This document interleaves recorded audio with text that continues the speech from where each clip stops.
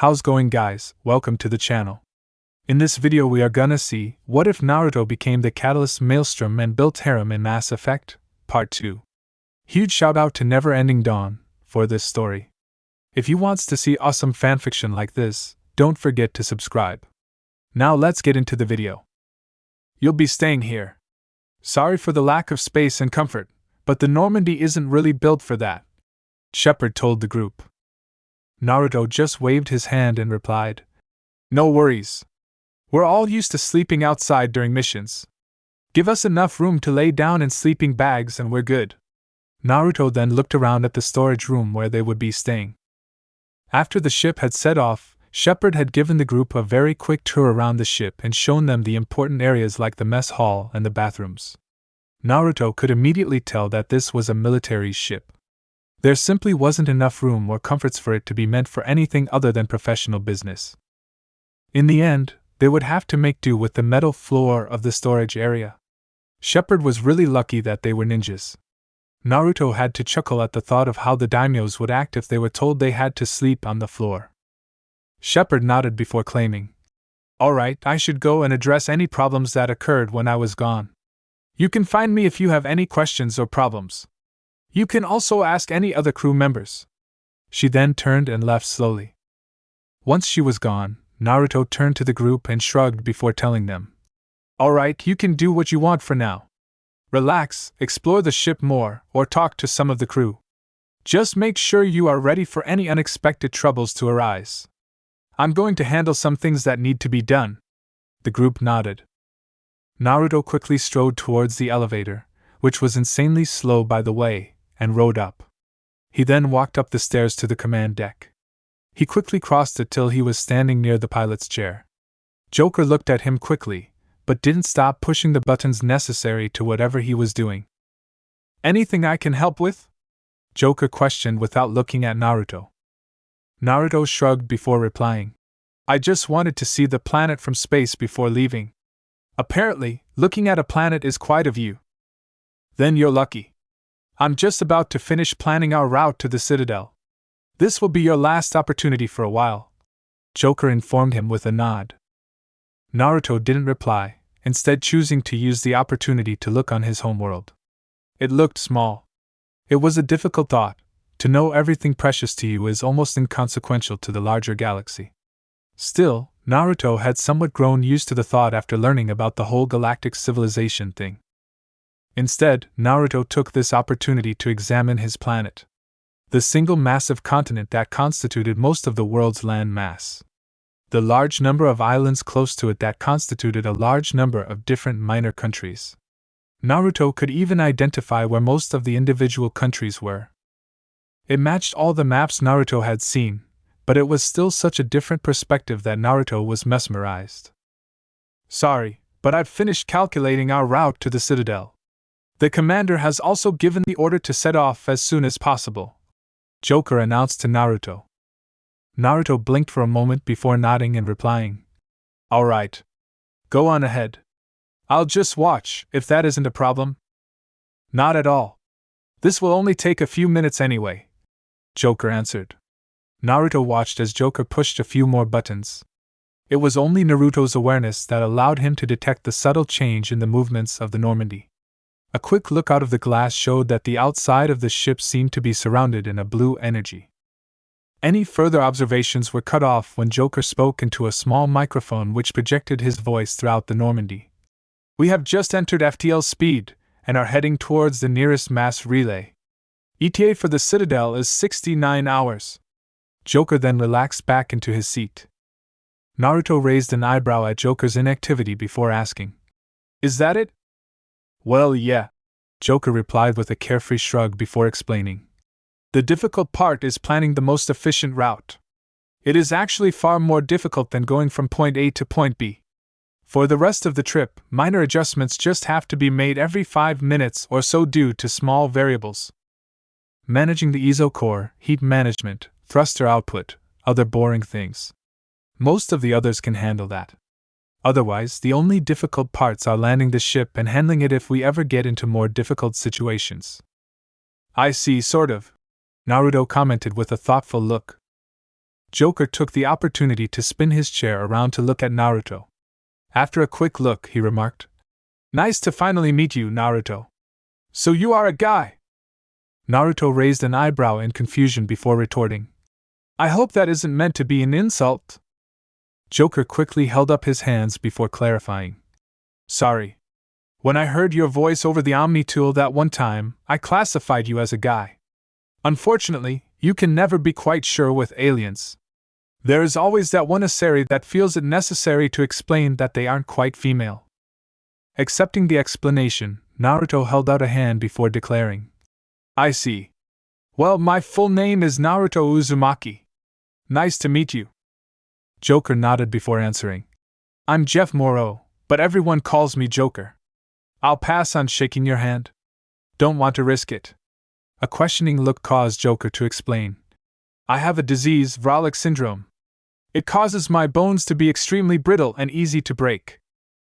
If what I've heard about your species' strength is true, a simple handshake for you might mean a broken hand for me. My hands are one of my few body parts that I haven't ever broken before, and I intend to keep them that way." Naruto nodded at that. One of the things he'd learned from spending time with Shepard, Liara, and Geras is that they seemed a bit fragile. Naruto had gotten a bit excited when Shepard had agreed to eat at Ichiraku Ramen, and had proceeded to start dragging her by the wrist. When Shepard had called out in pain, Naruto had stopped. Apparently, Naruto's excitement had caused him to be slightly rough. Shepard had actually had a bruise on her forearm for a few days after that. If an excited Naruto was enough to bruise a human at peak fitness like Shepard, then it was probably smart for a fragile one like Joker to limit any physical contact as much as possible. Instead, Naruto changed the topic and questioned, "I have a few things to talk about with Shepard.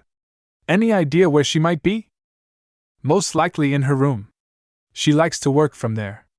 She might not seem like it off the ship, but she's a workaholic. She's also rather predictable. She'll spend the next 20 hours fixing even the smallest of problems, sleep 5, then rinse and repeat," Joker answered in a confident voice. Naruto nodded in thanks before setting off. He crossed the command deck and walked back down to the crew quarters. Naruto then took a left to end up at the door to Shepard's room. It opened automatically, but Shepard didn't seem to notice from her desk where she was intently reading reports.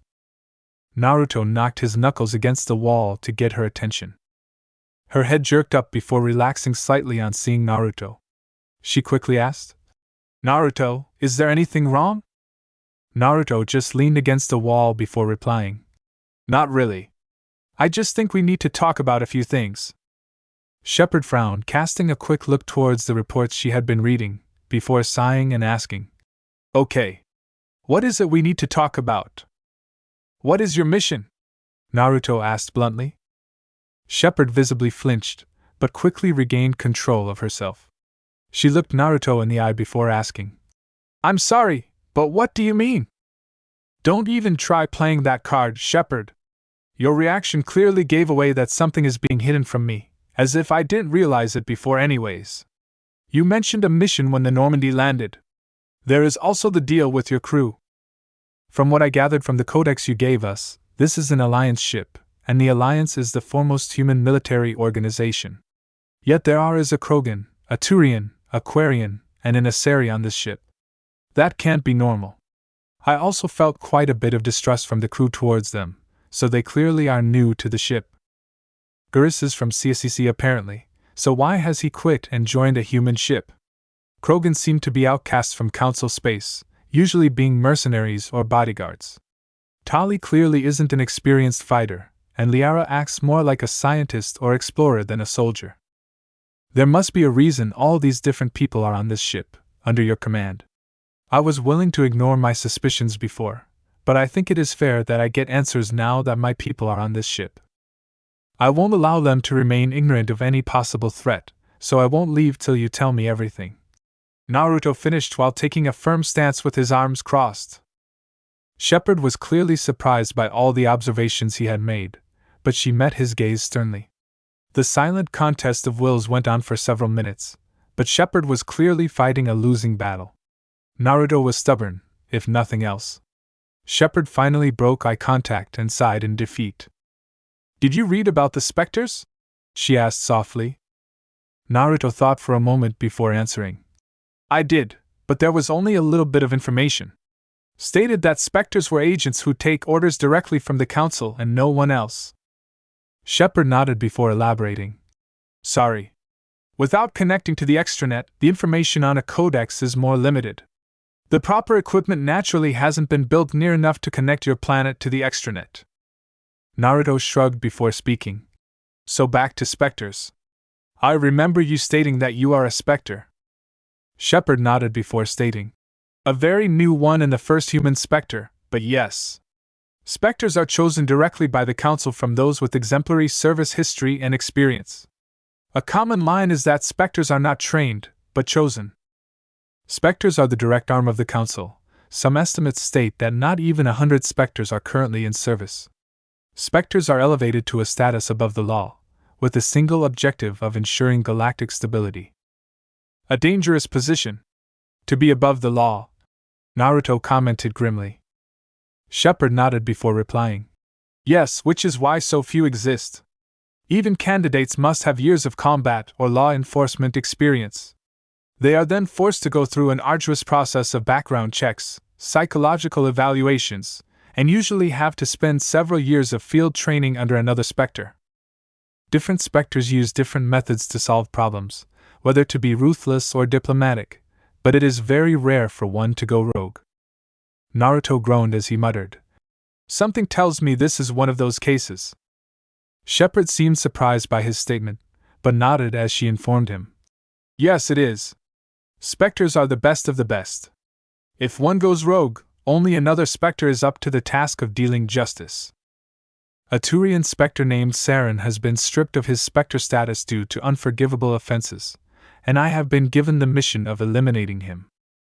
Unforgivable offenses. That speaks of a backstory, and likely personal involvement, Naruto commented with a raised eyebrow. Sighing, Naruto took a seat before gesturing at Shepard.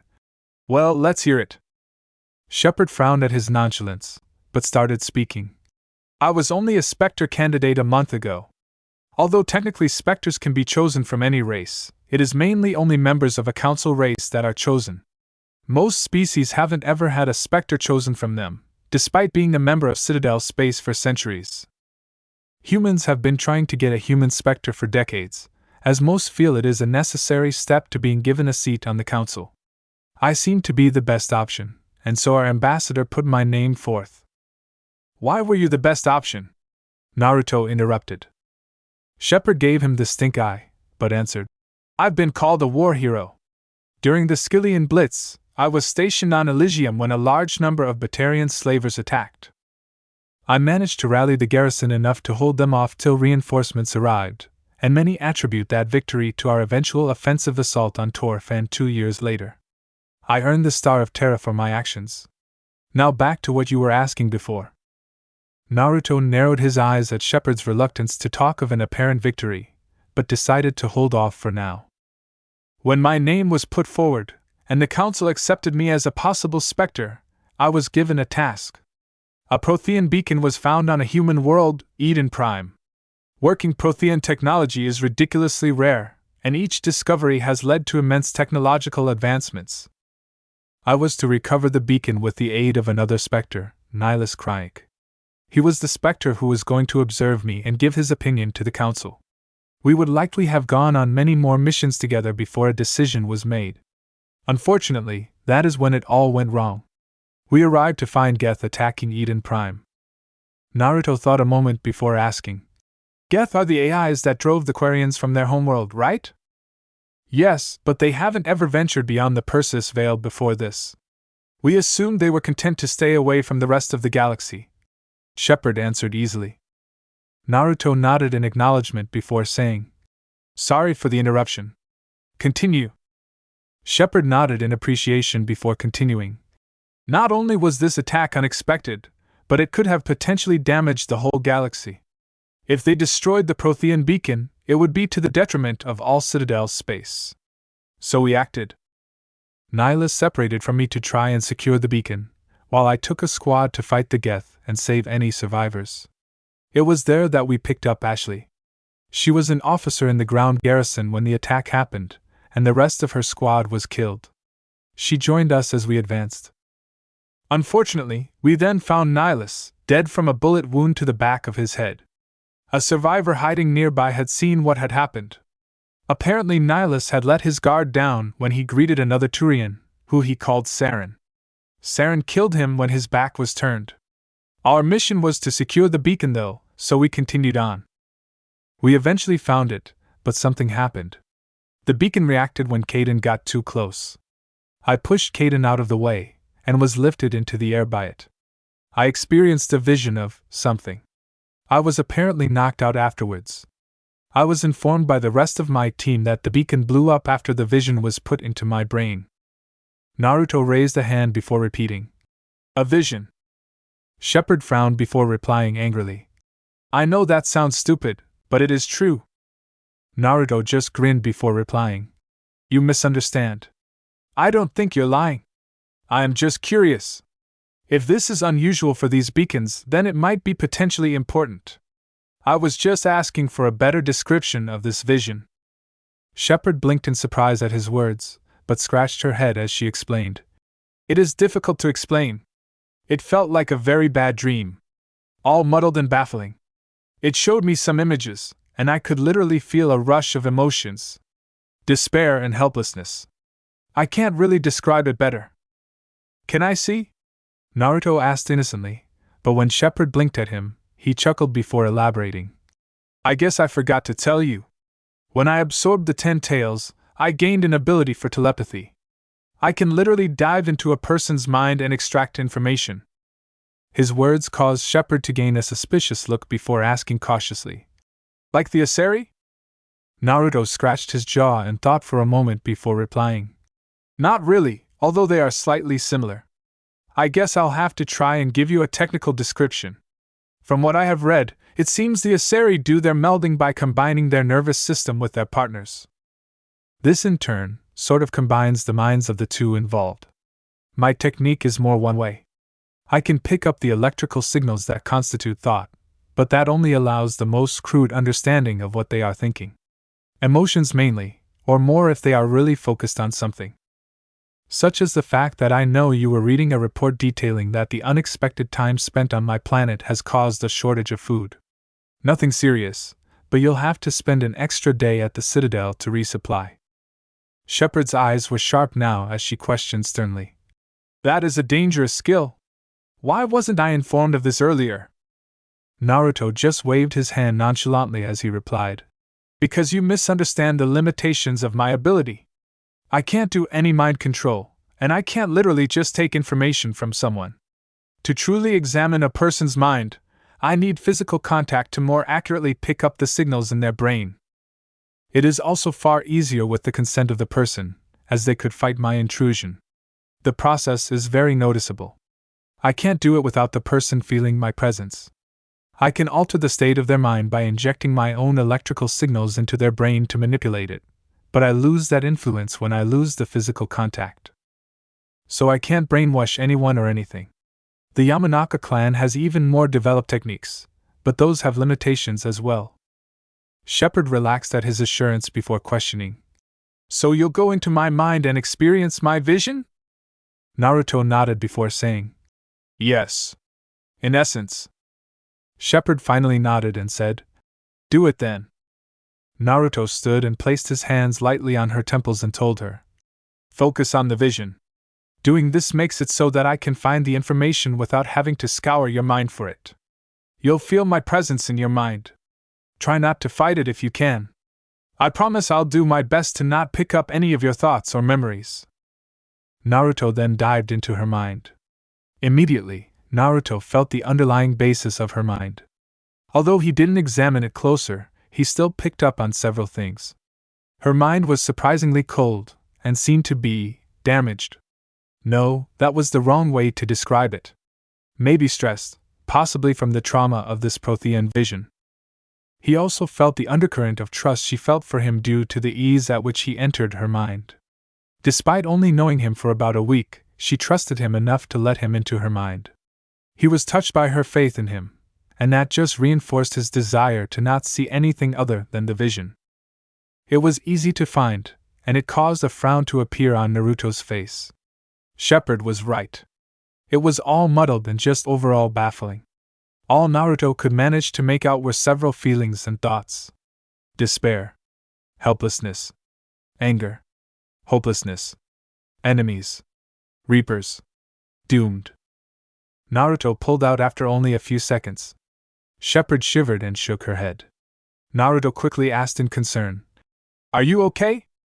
Shepard shook her head again before claiming, "Just disorientated. That felt like a screw was pushing into my mind, just without the pain. It was very discomforting. No offense, but I preferred Liara's method." Naruto gave a devious grin before replying, "Well, the melding is supposed to be the Asari's method of having sex.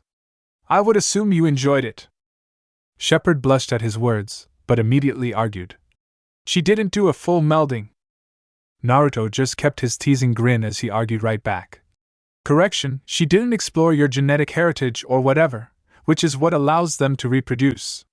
That's just sex with birth control. Yep, I can already imagine it. Please tell me there was oil and moaning involved." Shepard's face was now almost as red as her hair. She quickly exclaimed, "Tsunade was right. You are a pervert." Naruto just shrugged before claiming, "Can you blame me? I'm a hot-blooded male surrounded by beautiful women. Sure, Liara is blue, but that just means she's exotic in my mind." Shepard blushed again from the not-so-subtle compliment, but managed to regain her composure. She then seriously stated, "You are wrong. My experience with Liara only transferred memories. There was no pleasure or any shared feelings. A proper melding has both." Naruto kept his grin as he quipped, "So you've obviously done your research. Interested in having the full experience?" Shepard glared at Naruto, although she still had a slight blush, as she declared, "If you don't shut up about Liara and the melding, I'm kicking you out." Naruto waved his hands as he replied in his best attempt at a soothing voice, Sorry. I'll stop joking around. Let's move back to the vision." Shepard seemed to calm down before she asked, "So did you find out anything?" "A few things, yes. The first thing you should know is that a piece is missing. I'm assuming that this beacon must have been partly damaged. That is probably what caused it to explode after you used it," Naruto told her. Shepard nodded before explaining, "Liara figured the beacon was damaged. She's an expert on Protheans. She also figured that the damage was the reason the vision couldn't be understood, since she couldn't make sense of it either." "Well, that is where she's wrong," Naruto stated simply. He continued when he saw Shepard's questioning look. "It wasn't the damage to the beacon that has made the vision indecipherable. Our minds simply are incapable of interpreting it. Although sentient species are all capable of higher thought, their thought processes will naturally be different, since they all evolved separately. This vision seems too tailored to a certain type of thought process, specifically that of the Protheans." Shepard frowned before questioning, "Why wouldn't we be able to understand it? Asari are capable of understanding the thoughts of other species, but Liara can't decipher this vision." Naruto nodded before explaining, "I'm basing most of this on what little I know, but I think I can safely assume the reason. An Asari is able to understand the thoughts and feelings of other species through the melding. When they meld minds with a new species, they use the connection to learn what makes other species tick. Instinct, culture, thought process. They gain knowledge of it all naturally due to the melding. She would have to meld with a living Prothean to gain an understanding of their thought processes, or at least something that knows how Protheans think. Same thing for me. I can understand the thoughts of other species because I can pick up the signals in their brain, and my subconscious uses this to decipher their thoughts. Like a cipher." Shepard rubbed her temples as she stated, "So we can't understand the vision because it is too little to truly understand how the Protheans thought." Naruto nodded before adding, "Yes. You can consider the vision currently being in code. Unless we have the key, we can't figure it out. So there's likely very little that can be done about your vision. So let's get back to your story. You passed out after the vision. Then what?" Shepard blinked a few times, no doubt forgetting what they had originally been talking about, before she remembered and started. I woke up a few days later on the Normandy. It was then that my commanding officer, David Anderson, told me that Saren was a well-known spectre. We returned to the Citadel to talk to the council. They were not happy. Not only had the beacon been destroyed, but Nihilus was dead. When we told them about Saren's involvement, they reacted in disbelief. Saren was one of their best agents. Saren also had a past with Anderson that he used to make it seem like we were just trying to blame him for our own failure. The council wouldn't revoke Saren's spectre status for anything than proof of Saren's involvement, and I had almost no chance to become a spectre with such a failure on my record. So I was sent to find proof. It was through searching for proof that I met Gurus, Rex, and Tali. Gurus was the CCC officer in charge of investigating Saren, but trying to investigate a spectre is like trying to complete a puzzle with only half the pieces. All of their information is classified, and many laws protect them. Knowing that he couldn't prove Saren's treachery within the law, he quit and joined me. Researching a few leads, we found out a local crime boss, Fist, had joined Saren over something. This is how we joined up with Rex. Someone had hired him to kill Fist, and he decided working with us was the easiest way to do it. A little bit of information gathering later told us that Aquarian, who ended up being Tali, had proof that Saren was a traitor. Fist was going to ambush her to get rid of the evidence. Naturally, we couldn't allow that to happen. We found Fist and interrogated him to get information on the ambush site. We were just in time to save Tali. It turns out the recent activity of the Geth had interested her. She is on her pilgrimage, a journey by young Quarians to prove their worth to the migrant fleet. She had hoped to find some information on the Geth, and had managed to salvage a memory core. This memory core had a recording that proved Saren's guilt. It also had another person speaking on it, and mentioned that Saren wanted to bring about the return of the Reapers. Apparently the Reapers are a race of sentient machines that wiped out the Protheans 50,000 years ago. You believe the vision is a Prothean warning about the Reapers? Naruto stated with a nonchalant wave of his hand.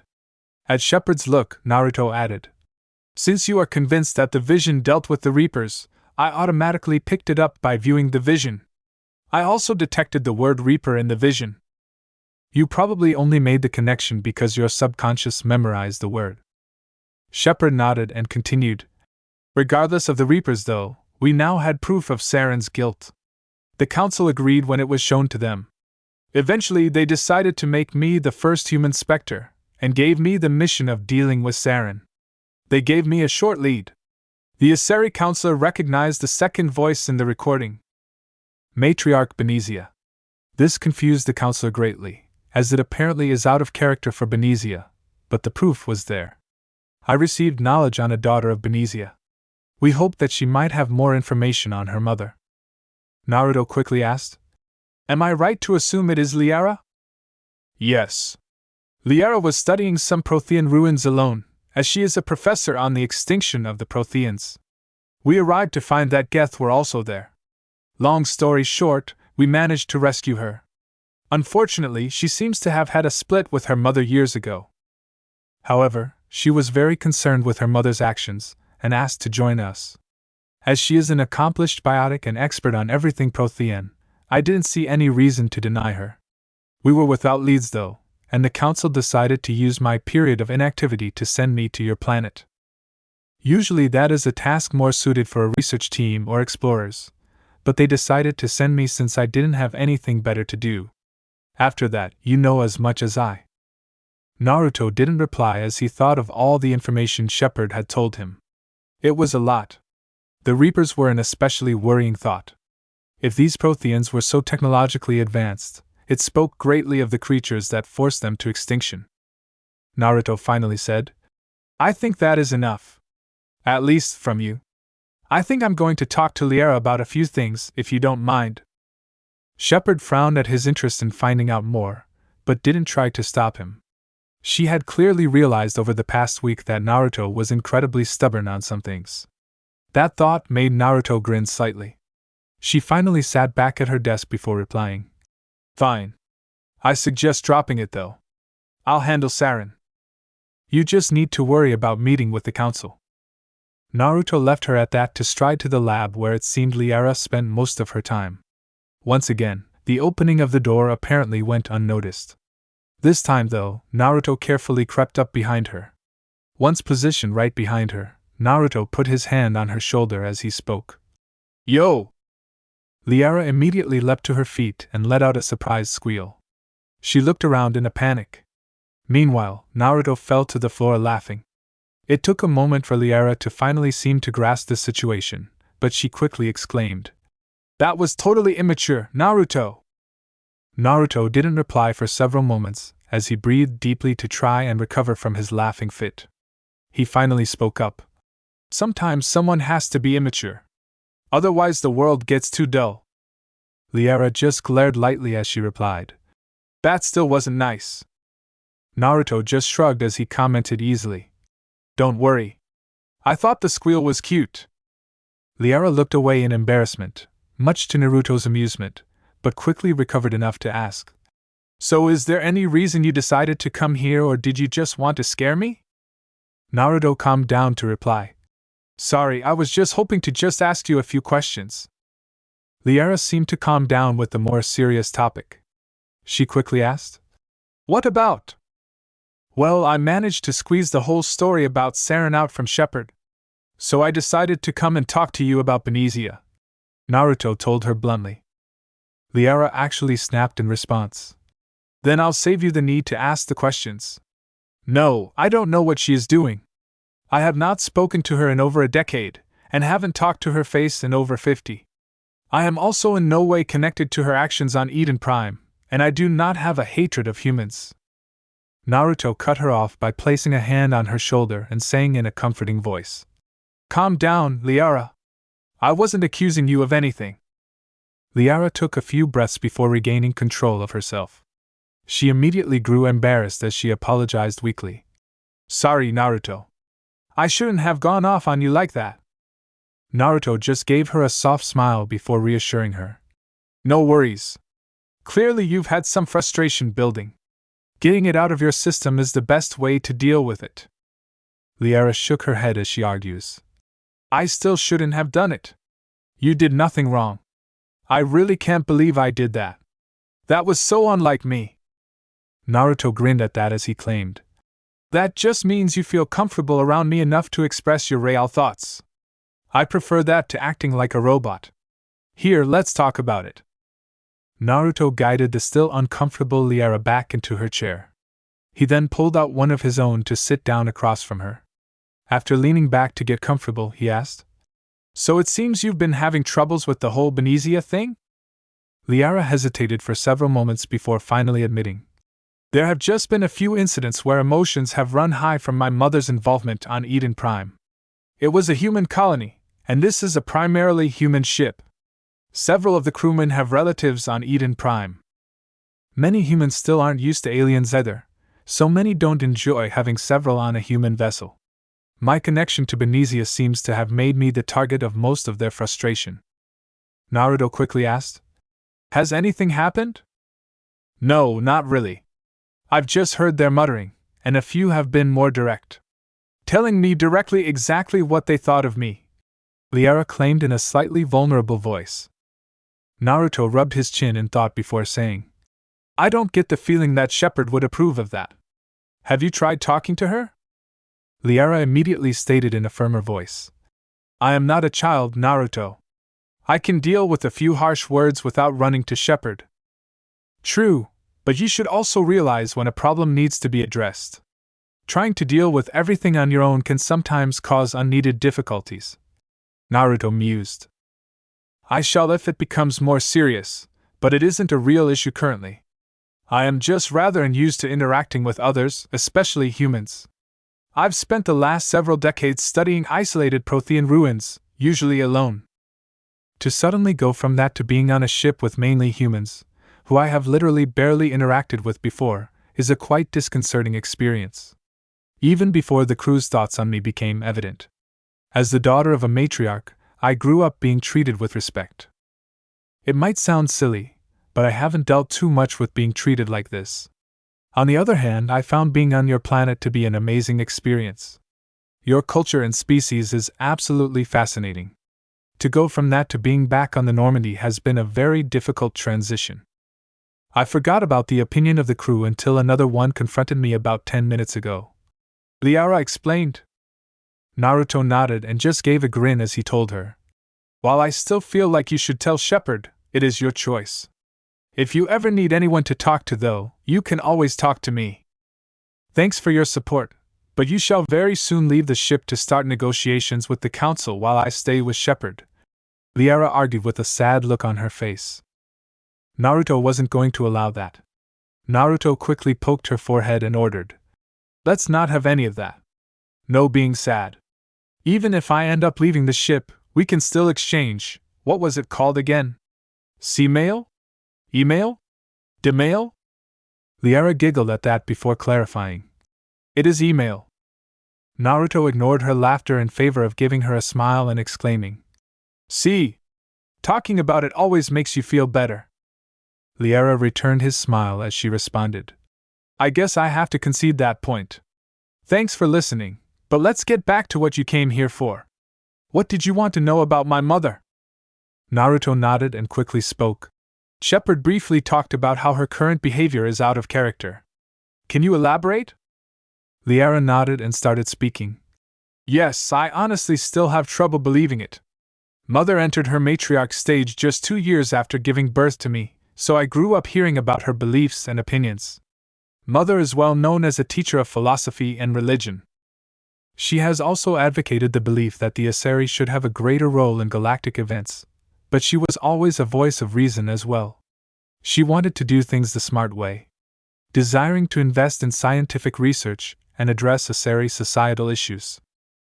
While knowing that hard decisions sometimes had to be made, she usually preferred a more diplomatic approach in an attempt to save lives and prevent conflict. The thought that she would join Saren, who seems to be using the Geth to facilitate his campaign against humanity, is completely ridiculous. I simply can't believe that she would do that out of her free will. Naruto nodded before questioning. So you believe she is being coerced? That is the only explanation I believe possible. I'm having difficulty thinking of what the method might be though. Mother isn't so selfish as to follow Saren simply to hide her own secrets. She wouldn't put her own position above all the lives lost in the Eden Prime attack. I briefly considered the possibility that Saren might have threatened to attack an Asari colony if she didn't join him, but that is also unlikely. Humanity is vulnerable due to lacking a council seat and not having been in the galactic community long enough to form allies. The Asari are the opposite. Attacking the Asari would have turned the entire galaxy against him. Even though he was proven to be connected to the attack and had his Spectre status stripped, something I highly doubt he expected to happen, he hasn't been classified a threat to the larger galaxy. That is why only Shepard and whatever allies she can gather are going after him. Attacking the Asari would have been far more damaging to whatever plans he has. So I can't think of a way he could force Mother to follow him. Liara finished uncertainly. Naruto immediately clarified. But you still believe she is being coerced? Liara nodded and stated with utter certainty in her voice. I know she is. We may not have talked in a while, but I know she wouldn't do this without good reason. Naruto sighed as he thought of all that. Stuck in his thoughts, he asked rather half-heartedly. You seem to believe in her quite a bit. Why are you two not closer? Sorry if it is a little too personal, but I have difficulty imagining what could cause you two to not have talked in years. Liara hesitated momentarily before admitting slowly. I guess I can tell you. You've been a good friend, even with how short we've known each other. My childhood was rather unique. It is very unusual for Asari to become a matriarch while still raising a child because it is during the matron stage that Asari have the traditional motherly characteristics. I suspect that she became a matriarch due to the soul-searching that resulted from her splitting with my father. Either way, it meant I was raised in a unique environment. Not only did my mother become almost immediately involved in government, but she also went through the changes that occur when one becomes a matriarch. She lost the caring and nurturing instincts usual to mothers. Instead, I was raised in a very intellectually stimulating environment that meant I quickly had to develop my own opinions on many philosophical and political issues. I was the subject of a great deal of pressure due to my mother and upbringing.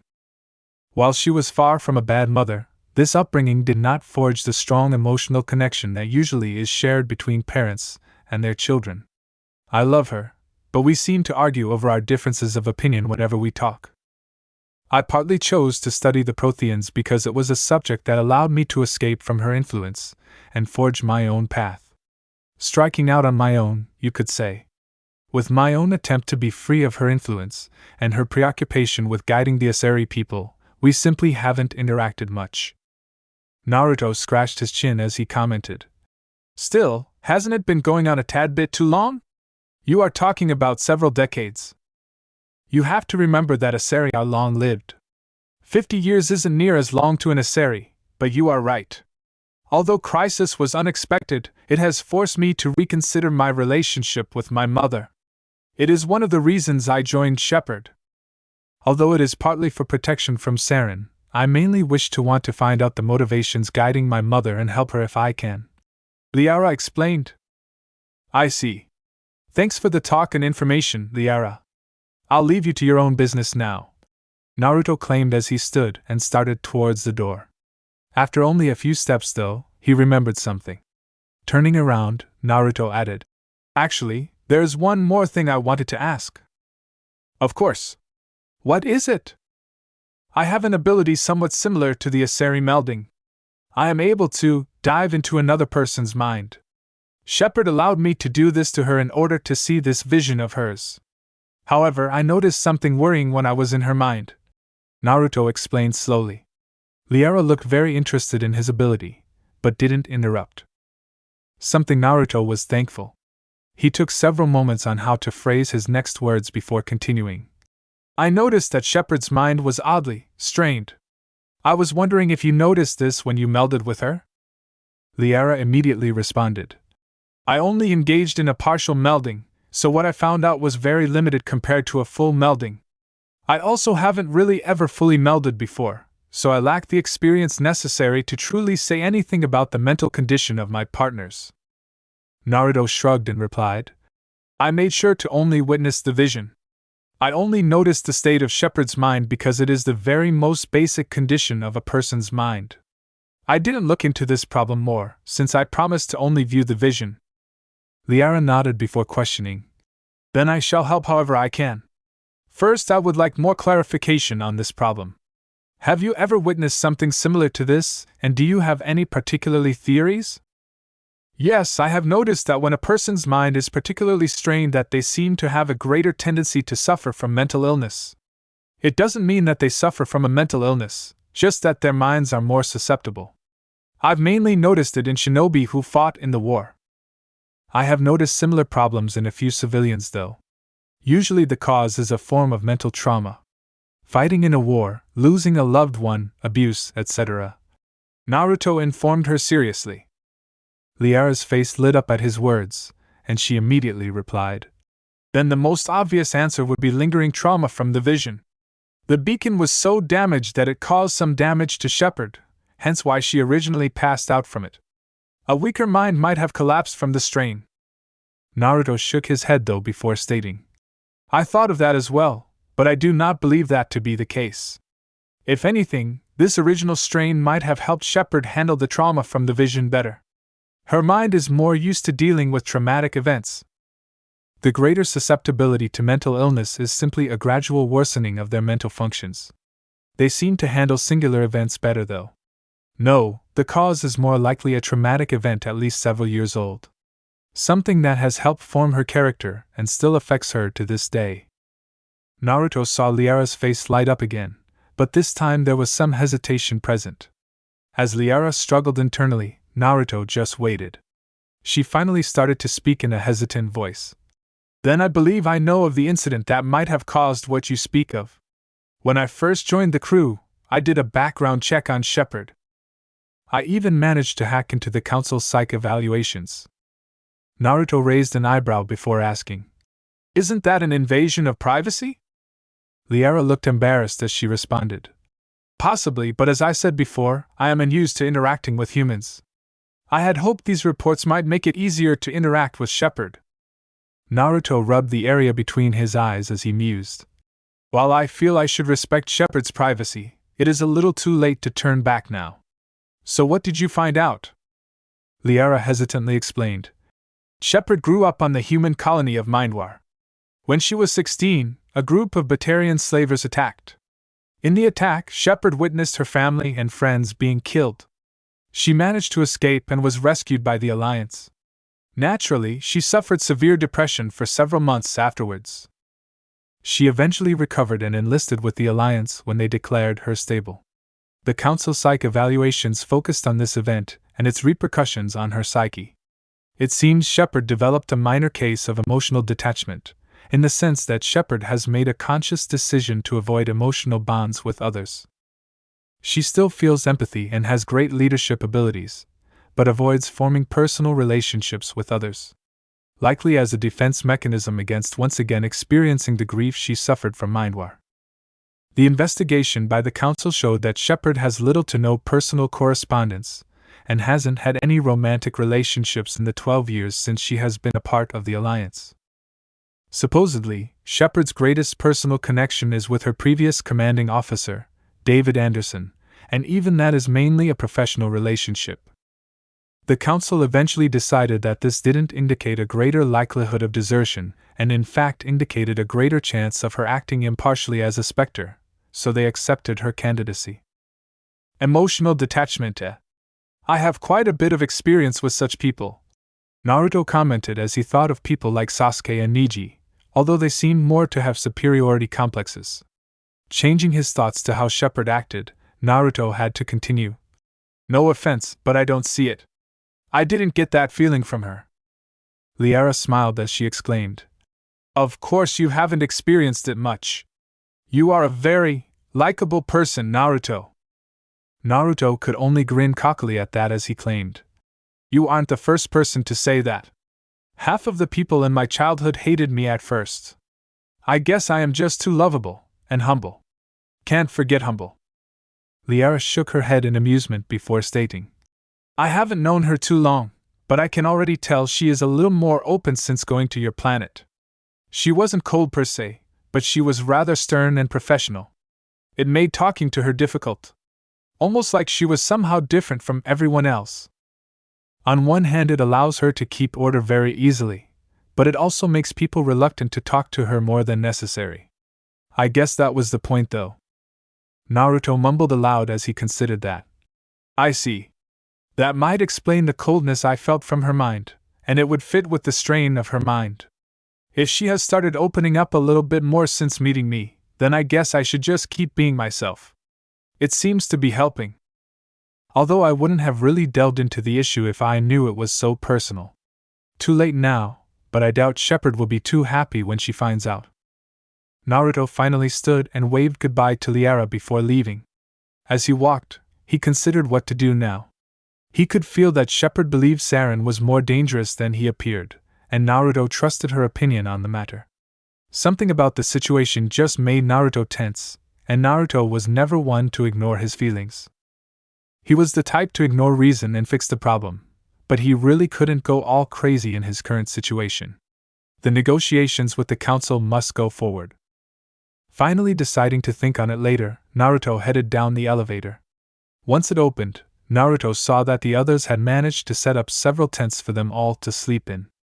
As he walked out, he came out right as the woman Naruto remembered to be named Ashley pointed at Samly's chest and asked bluntly, "Are those real?" Naruto immediately clamped a hand over his mouth to hold back his laughter and hid to allow this conversation to continue. Samly gave Ashley a cold look as she replied in a deadpan voice. "Obviously, since I highly doubt my aching back and shoulders are just my imagination." Ashley blushed in embarrassment, but still stated, "Those have to be breast implants." May moved next to Samly and was the one to respond first. She tilted her head and repeated in a confused tone, "Breast implants?" Ashley's eye twitched at the inclusion of another big-breasted woman, but replied in an annoyed voice, "Yeah, you know. Where silicone gel implants are inserted into a woman to create large breasts through surgery." May blinked before exclaiming, "What a weird idea! Not to mention rather disgusting and painful sounding." Ashley nodded in agreement, but she froze with wide eyes as the consequences of the statement occurred to her. She pointed at the two of them and declared, "So those are natural." Sammy shrugged, making her breast jiggle and cause Ashley's eyebrow to twitch again, before answering, "They sure as hell aren't silicon."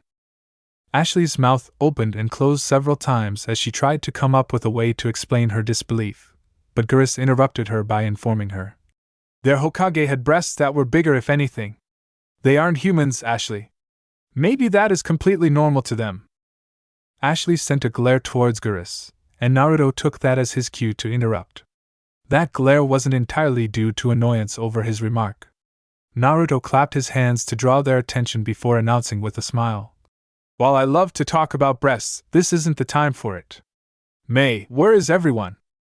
May nodded and immediately explained. Chiho almost immediately went to talk to the engineers in the engine room. Kuratsuchi got annoyed by Shikamaru's sleeping, and ordered him to go and help her. I believe Mabui is exploring the ship.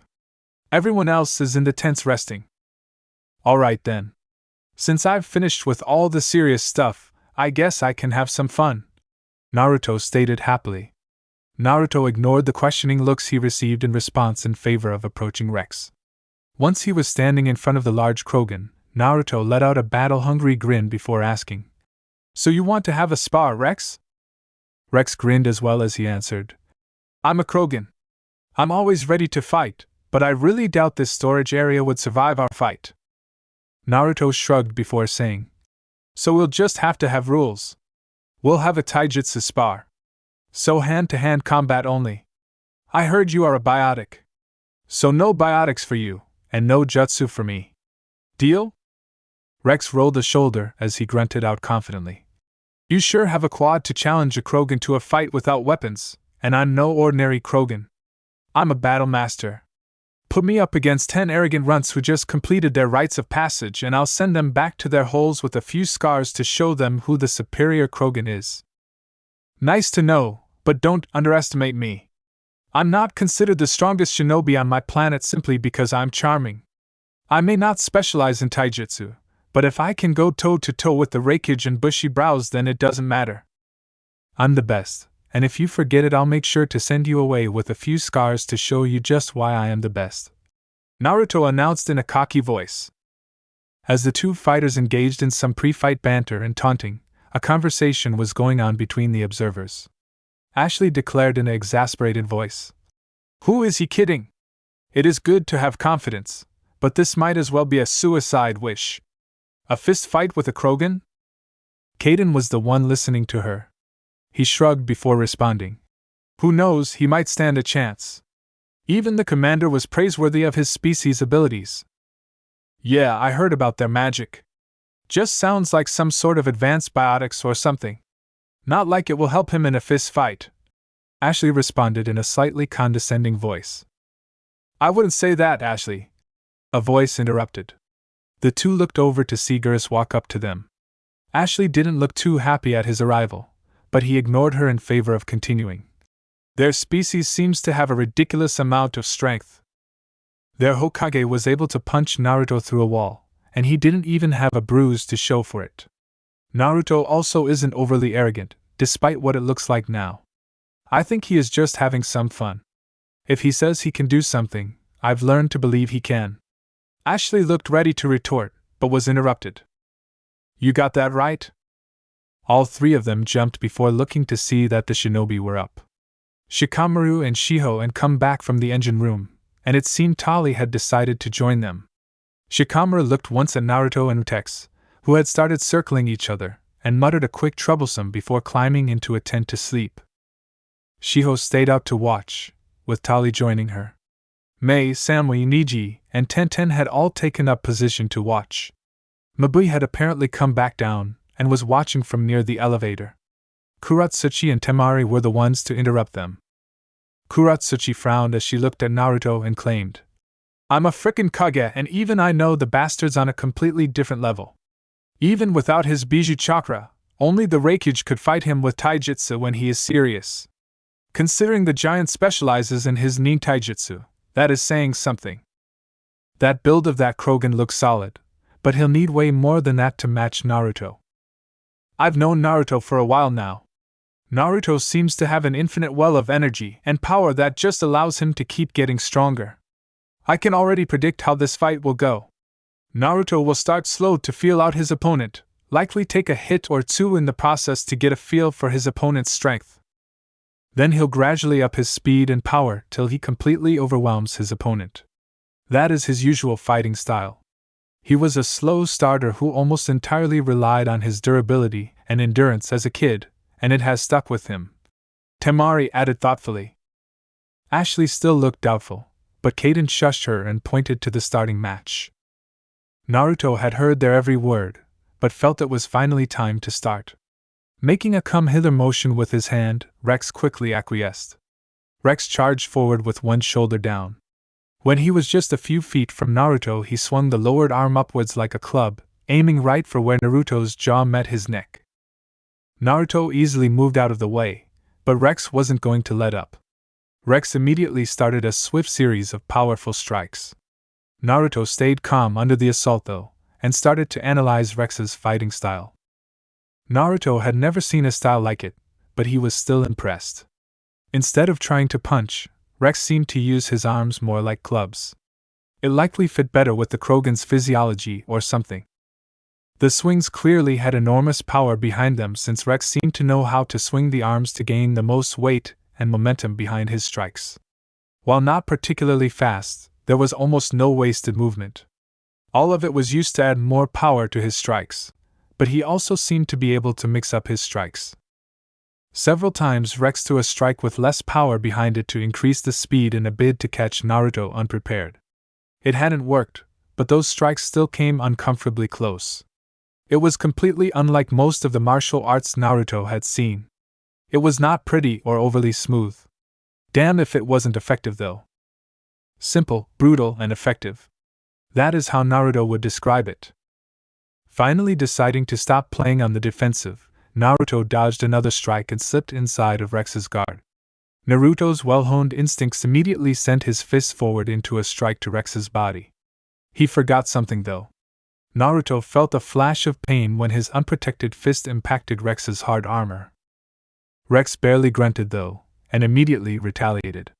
Naruto could not claim to have predicted Rex's rapid response, and his moment of inattention due to his pain dulled his reactions enough for the blow to land on Naruto's chest right below his neck. Naruto could not stop the pained grunt from flying from his mouth as his airborne body flew back from the heavy shot. He quickly recovered and managed to turn his unbalanced momentum into a backflip. Naruto softly landed and rubbed the spot where he had been hit and stared at the grinning Rex. Rex hit his armor a few times before saying in a mocking voice, "It's called armor. You'll have to do better than that to even annoy me." Naruto just grinned and replied calmly, "I see. I guess I'll have to step it up." Rex was clearly annoyed at how nonchalant Naruto was, and charged again. Naruto didn't bother moving this time though. Instead he moved his feet into a more solid stance, and sent a pulse of chakra through his muscles. Rex was clearly surprised at Naruto's stance, but clearly wasn't willing to let a potential opportunity go to waste. Rex rammed into Naruto. Naruto grunted as his feet slid back, but he quickly focused chakra to his feet to increase his traction. His feet stuck to the floor, his entire body trembled as it worked to hold back the ton of Krogan trying to push him back. Even with chakra sticking him to the floor, Naruto felt himself slide back a few more inches before Rex's momentum ended. Rex was shocked his charge had been stopped, but he was far too experienced to let that shock stop him for long. Naruto moved his arms to catch the inside of Rex's arms when he tried to grab Naruto's neck. The two immediately engaged in a battle of strength. Their arms trembled as they exerted huge amounts of force in their attempts to overpower their opponent. After several moments, it seemed Rex was gaining the advantage as his hands slowly inched closer to Naruto's neck. Naruto quickly put a stop to that by upping the amount of chakra empowering his arms. Naruto grinned as his arms steadied and proceeded to force back the absolutely stunned Rex. Rex wasn't going to make it easy though, and redoubled his efforts. Exactly what Naruto wanted. Naruto changed the direction of his efforts, and instead pulled Rex forward. The shocked Krogan was pulled straight into a knee to his gut. Rex let out a groan. Naruto had put a particularly large amount of chakra into the strike, both to make it stronger and to protect his limb from Rex's armor. Naruto didn't stop with that though. Naruto quickly gave a palm strike to Rex's face, and then spun around to deliver a spinning heel kick to his face as well. Rex groggily fell to a knee. Naruto stood above the Krogan before questioning with a mocking grin. "Is that better? Or maybe this is a little too much for you?" Rex just let out a gravelly chuckle. He slowly stood to show that he was smiling before he responded in an excited tone. "What are you talking about? This is just getting fun." That got a chuckle out of Naruto as well. The two started again, and it quickly settled into a pattern. Rex had impressive speed for his size, but that wasn't near enough to keep up with Naruto. Naruto flowed like quicksilver around Rex's strikes, peppering him with repeated palm strikes. The frustrating part was Rex's durability. Naruto finally realized what people felt when fighting him. It was irritating to land strikes and still have your opponent keep coming. Rex let out grunts of pain whenever Naruto connected, but it didn't do more than inconvenience the Krogan. Naruto could use more chakra or Tsunade's strength technique, but he wasn't sure how durable Rex was. Naruto doubted Shepard would be happy if he killed or crippled one of his crew members.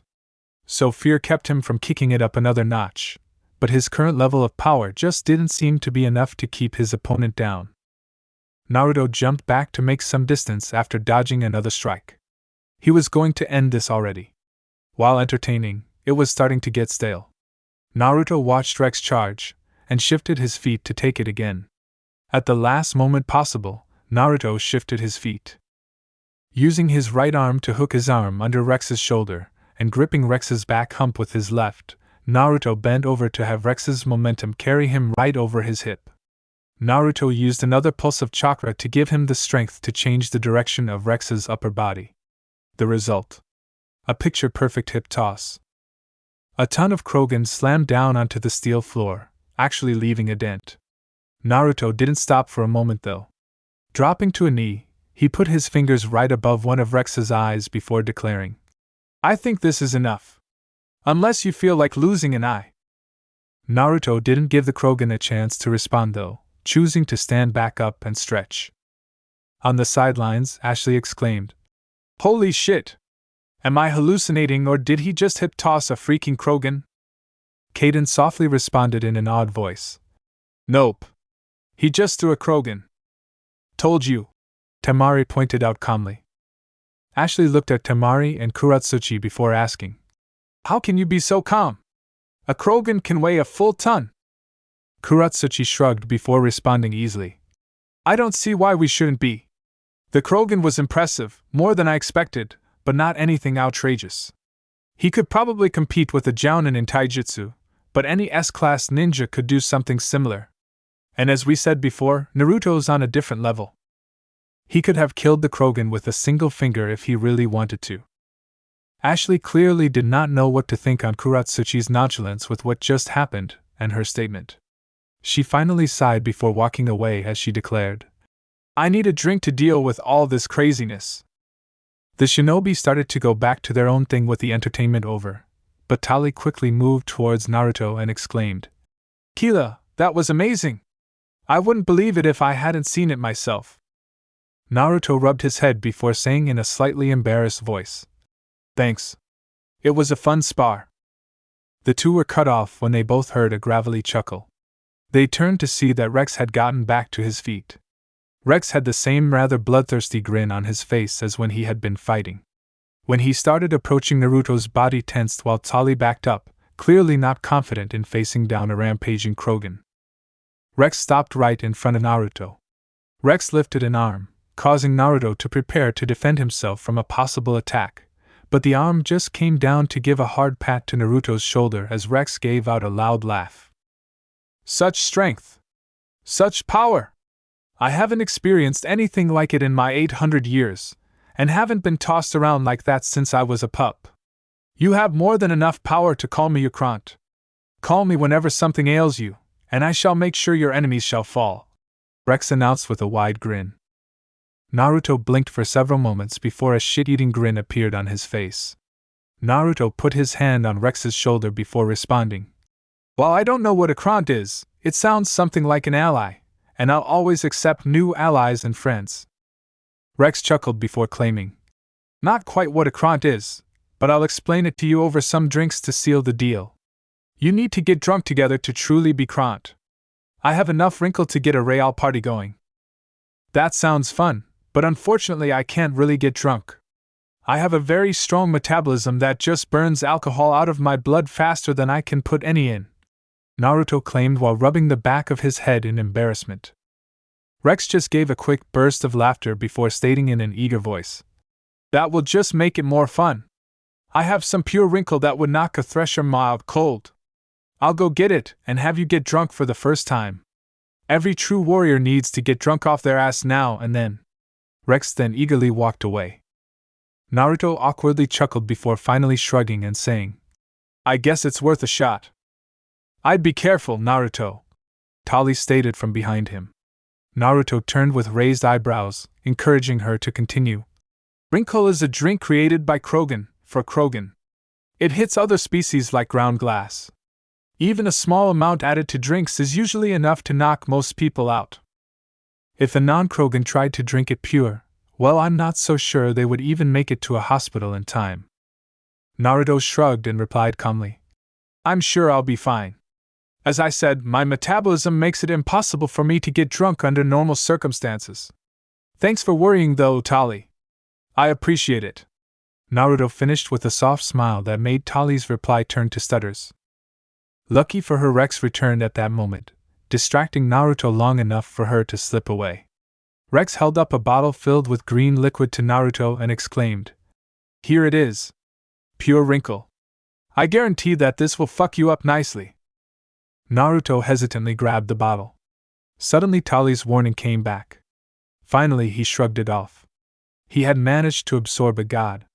Some alcohol, no matter how, couldn't really affect him. Right.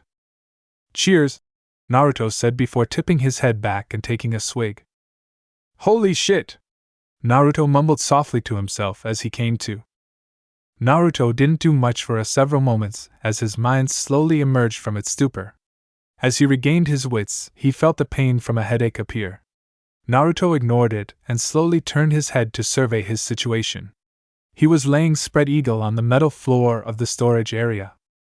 Naruto blinked before trying to remember what the heck happened after he started drinking. It was all a blur. He was pretty sure that he did something to annoy Kuratsuchi, convinced Rex to throw him across the room with biotics, tried to open the airlock to prove to Rex he could survive in space, and somehow split his head open on the stairs. Or he might have been hallucinating. Naruto really wasn't sure. He didn't have any past experience of drinking to base it on. "Good to see you're up," a voice spoke up. Naruto's eyes widened as he whipped his head around. Unfortunately, that caused his headache to let out a large burst of pain. Naruto flinched, but still looked to see that it was Kaden that spoke. He was standing just a few feet from Naruto. Yep, his wits were really slow for him to have not noticed someone that close. "What the hell happened last night? What the hell did I do? And where is Rex and everyone else?" Naruto questioned in a rush.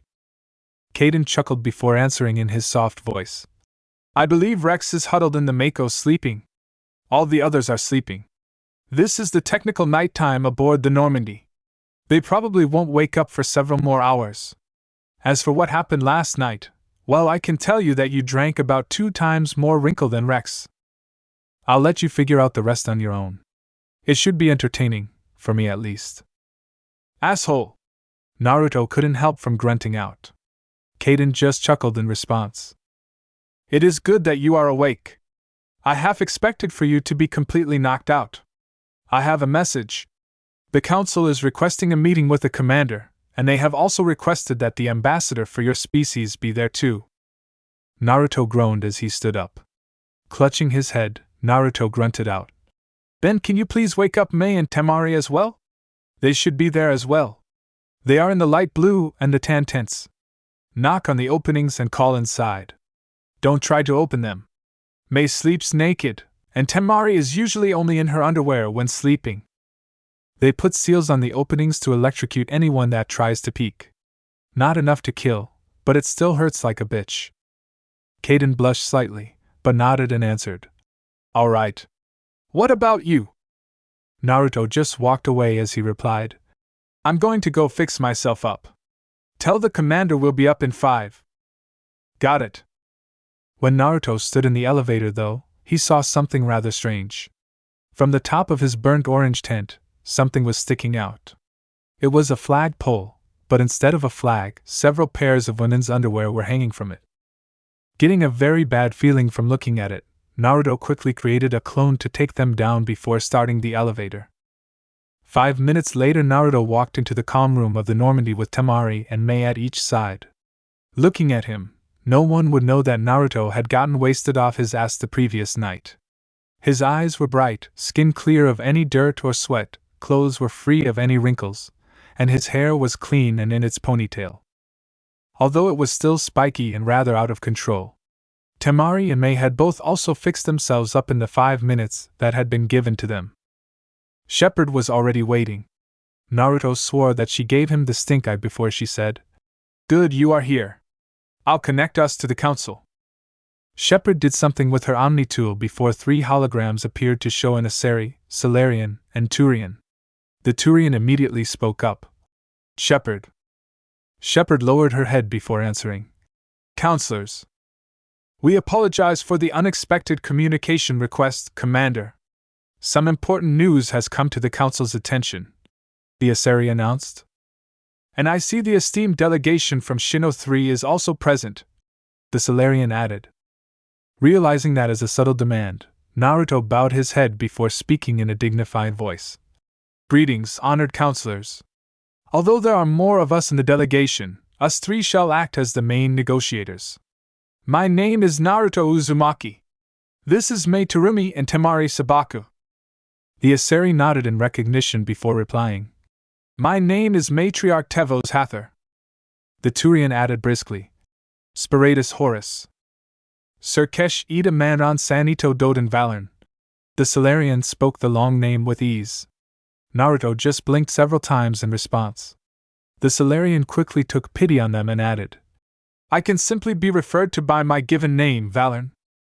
Naruto coughed by himself a moment before responding. We are able to remember your whole name, but it might be complicated for non-shinobi. So we shall stick with just Valern, if it isn't impolite to shorten it. Tevos tilted her head before questioning. What do you mean by it being complicated for non-shinobi? Mei quickly answered. Shinobi are the main military forces of our world. Prospective shinobi are taught many different mnemonic devices from a young age in order to increase our information retention. Our lines of work often require us to memorize large amounts of classified material in order to better protect our secrets. All shinobi have better memories than civilians, and higher-level shinobi usually have near-photographic memories. For a shinobi, the name Surkesh Ida Manon Sanito Doden Valon would be simple to remember, but our civilians might have far more difficulty with such a name. Valor nodded in interest before muttering furiously. Very interesting system for species lacking photographic memories. Mental conditioning during childhood in order to minimize possible information leaks. Interesting applications. Just memory retention? Or also enhanced comprehension during rapid information intake? What sorts of mnemonics would be required? Interesting. Valen's rapid musing was cut off when Spiratus interrupted bluntly. While interesting, this is not the time, Valen. This meeting has a purpose we should now focus on. Tevos nodded before saying, I agree. There shall be more time for such topics during the negotiations. We should stay on the necessary topics. Valen looked disappointed to Naruto, but the counselor agreed with a nod. Shepard questioned rather bluntly. So what is this information you have for me? Spiratus quickly stated. We have reports of Geth activity at the human colony on Pharos. This is our first lead on Sarin. We want you to check it out, Shepard. As time is of the essence, a council ship shall meet you in order to transfer the delegates from Shino 3. Naruto tilted his head before asking. That is the second time you have used the name Shino 3 for our planet.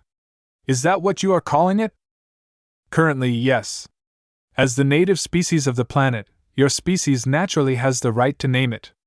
Until we received said name, though, we had to make do with the Shino 3 moniker. Your planet is located in the Shino system, and is the third planet from the star. Thus Shino 3. Is there a name you usually use for your planet? Naruto glanced briefly at Mei and Temari before slowly answering.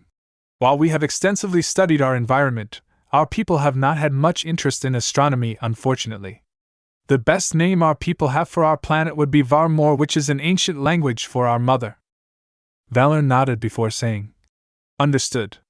We shall use Varmor to refer to your planet until such a time that you officially name it otherwise. Shepard quickly broke into question. When will the council ship arrive to pick them up? We shall send you the coordinates for the meeting point. The council ship should arrive in approximately 6 hours. Spiratus informed them in a business voice. Understood, the Normandy shall be there. Shepard responded as she looked at the new coordinates on her Omni tool. It looked like the meeting was over, but Naruto spoke up before the counselors' holograms disappeared. Actually, counselors, I have a request. The counselors looked at each other in confusion before Tevos asked. We shall at least hear it. We can't guarantee we'll grant it. Naruto nodded in understanding before saying calmly, Of course. I managed to get the full information on Saren and the Geth from Shepard. Shepard flinched slightly as the counselors turned towards her, clearly none too happy. Spiratus quickly stated, You do not need to worry, Delegate Naruto. Shepard is acting with the full authority of the council to hunt down and eliminate Saren.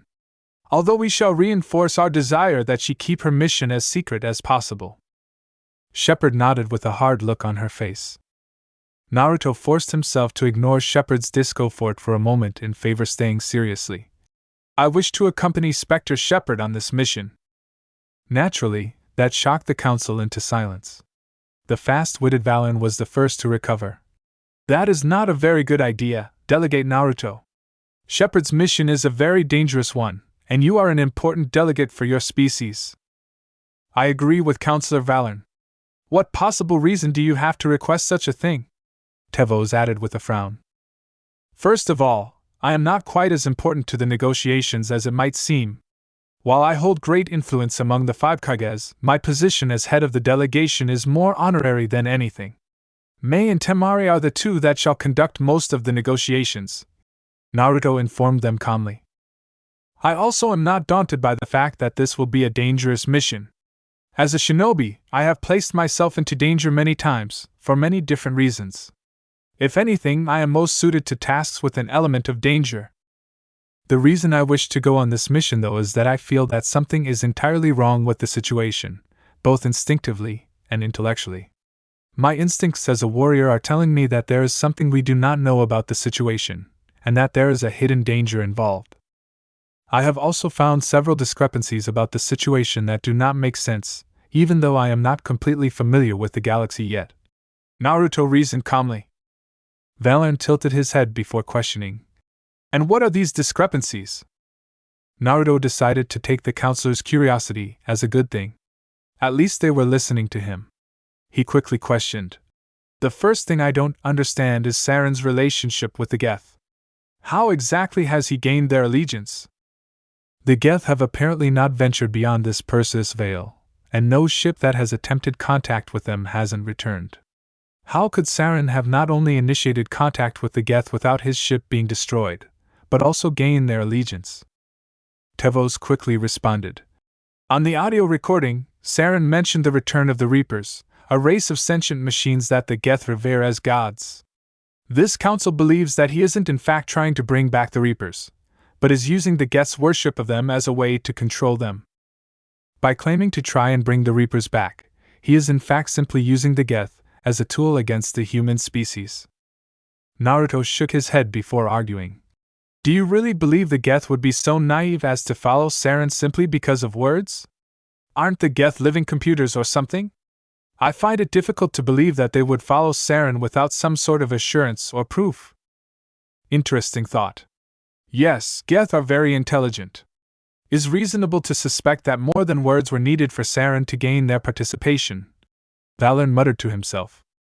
Spiratus quickly stated, You have a point, but it still lacks any conclusive proof to indicate anything greater. Saren had access to many resources, and he is a very cunning effort. It is not unbelievable that he could trick the Geth or even find a way to control them. Naruto shrugged before continuing. I guess that is true. Another thing that bothered me though is Saren himself. I looked him up on the extranet. There was little definite information on him, but I did see several things that worried me. While he does have a documented hate of humanity, he was also recorded as being very loyal to the Council and ensuring galactic stability. Spiritus nodded before explaining. Yes. While he was rather ruthless, he was still a very effective and dedicated individual. He couldn't have been chosen as a Spectre otherwise, or have been so successful at it. That is what I figured. So this actually is a very dynamic change of behavior if you look at it. He attacked Eden Prime because of the Prothean beacon. Not because it was a human colony. He did it to prevent study on the beacon. While this could be attributed to him wanting the Alliance to look bad, it still doesn't completely add up since it was going to be transported to the Citadel. Apparently this beacon would have been a great boon to all Citadel space. Its destruction harmed Citadel space too much for a loyal individual to even contemplate. If he wanted to humiliate the Alliance, or keep Shepard out of the Spectres, there would have been numerous other opportunities to do it without harming the Alliance, or the Council in the process. His utilization of Geth is also peculiar. Spectres are supposed to ensure galactic stability, but the Geth have in fact threatened it. Even under his control, their mere presence is a threat to every species. Not just humans. It is not what a dedicated Spectre would do, even with his hatred of humanity. He must have not wanted the Council to have the opportunity to study the beacon. So there was something the Prothean beacon had that threatened his plans. Considering the Protheans went extinct 50,000 years ago, the options of what it could be are very limited. The most likely being about their extinction. If the Protheans were more widespread and technologically advanced than your society, then their sudden extinction is incredibly suspicious. Infighting wouldn't be able to completely destroy them. In myths, the Reapers apparently destroyed the Protheans. If you apparently have a recording stating him saying that he is trying to bring about the return of the Reapers, then that seems to indicate that the Reapers are apparently involved somehow. Naruto finished evenly. Valen quickly asked. Is that all? Naruto though for a moment before continuing. I also find the fact that Matriarch Benizia is working with Saren to be confusing. Not only has Liara, her daughter, vouched for her morals and ethics, but what I found on the extranet also shows that her participation to be out of character.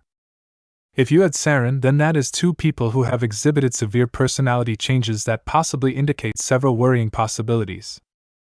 The counselors didn't respond for several moments to see if he had more to add. When he stayed silent, Spiritus started speaking in a serious tone. While I find your knowledge of galactic affairs and your theories to be impressive, they are just that. Theories. They are just conjecture. They lack any sort of proof.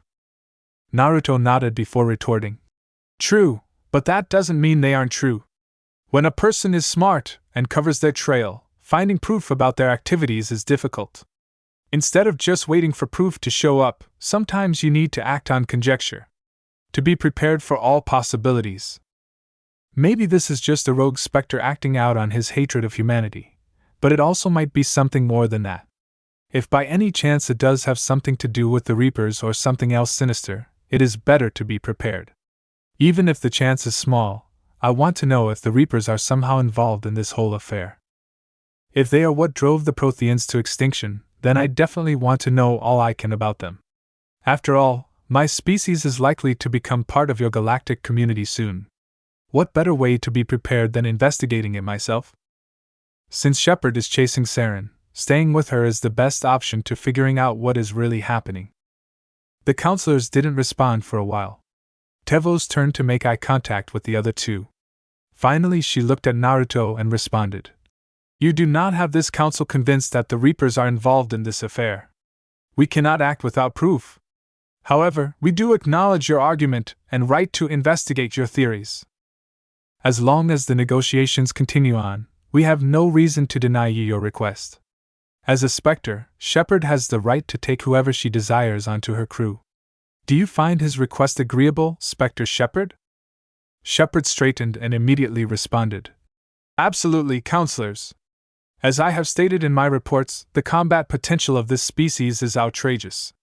I have already seen Naruto in action, and heard of some of his other achievements. I received a report that he also defeated one of my crew members in hand-to-hand combat.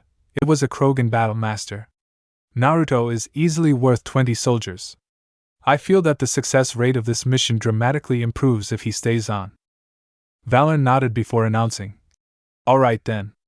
We shall grant your request to stay on the Normandy, Delegate Naruto. However, as a member of Shepard's crew, there are several rules you must agree to. You are under Shepard's command, and thus follow any orders she gives you. As a crew member of a Spectre, you also represent the Council. If you act in a way that embarrasses or endangers the Council, then we shall punish you. No diplomatic immunity shall apply. You must also agree that the success of the mission, or your fate, shall in no way impact the negotiations between us and your species. Of course. I agree to your terms, and shall make it clear to the Kages, Naruto responded calmly. Tevos nodded and stated, Then this meeting is done. Council out. The 3 holograms immediately dissipated. Naruto let out a sigh of relief as his shoulders relaxed. He then muttered aloud, That went way better than I had thought it would. A little more warning would have been appreciated, Naruto, Temari commented in a deadpan voice. Naruto turned to her and scratched his head awkwardly as he admitted, Sorry, I was sort of making it up as I went. I knew I was going to ask them, but I honestly expected to be refused. Mei nodded thoughtfully as she claimed, I am actually surprised they let you as well. This seems to be something they want kept on the down low, not something to let an entirely new species to know all about. They are worried, for multiple reasons. A voice spoke behind them. The 3 turned to see Shepard standing there with her arms crossed. She quickly elaborated. They won't admit it, but they are also worried by some of the same things you are. They just can't show it. They desperately want Saren brought down before he causes even more damage, and they probably think I need all the help I can get. They were also worried about getting on your bad side. They are very interested in establishing good relations with your species, and you clearly have enough pull with the 5 Kages that they didn't want to anger you too much. Naruto nodded towards Shepard before stating, It seems I'm in your care, Shepard. I hope we get along. I'm sure I can figure out a good use for you. Just don't get drunk again. I'll forget about the incident last night, but I might not be as forgiving next time, Shepard stated seriously. She then left the room, leaving the 3 shinobi alone. Naruto turned to Mei and Temari before asking desperately, What did I do last night? Both of them let out coquettish smirks before Temari claimed, I'm surprised you forgot. I almost feel insulted. I guess as punishment, we won't tell you. Naruto looked at Mei pleadingly, but her devious grin shot his hopes down. He finally muttered, Fine. Be that way. Get our people gathered together. I need to talk to them. 5 minutes later, Naruto was staring at the other shinobi. He quickly explained Shepard's mission and his worried before elaborating. So our group will split into 2. Most of us shall go to the Citadel, while a smaller group stays here to help Shepard. Mabui quickly asked, Is it really all right for you to not participate in the negotiations, Naruto? Temari quickly answered with a depressed sigh. Yes, it is all right. Trust me, if these aliens are anything like us, these negotiations are going to go on for a while. The first 3 months are probably going to mainly consist of small talk with every diplomat of every species. We'll be lucky if anything gets done within half a year. Naruto nodded in agreement before adding, Hopefully this mission will only be for a month or 2, so I should be able to come back when things actually get serious. Let's get back to the groups though. Unfortunately, almost all of you serve a purpose that means you don't get a choice. Mei and Temari are both going to be heading the negotiations. I'm trusting you both to do your best in representing our species. You are also responsible in finding out any bit of information related to political affairs in this galaxy. We need to know everything about the governments of every different species. I know you'll do a better job than I ever could, Naruto said with a confident grin at the 2. The 2 nodded in acknowledgement. Shikamaru and Shiho. You both are going to go to the Citadel as well. You also have a mission while there. You both are responsible for studying every bit of technology you can find. From how these spaceships work to how they make the doors open on their own. Every bit of information we gain from you two puts us at less of a disadvantage in negotiations. Shiho nodded and Shikamaru just let out a troublesome. Mabui, you shall also go to the Citadel.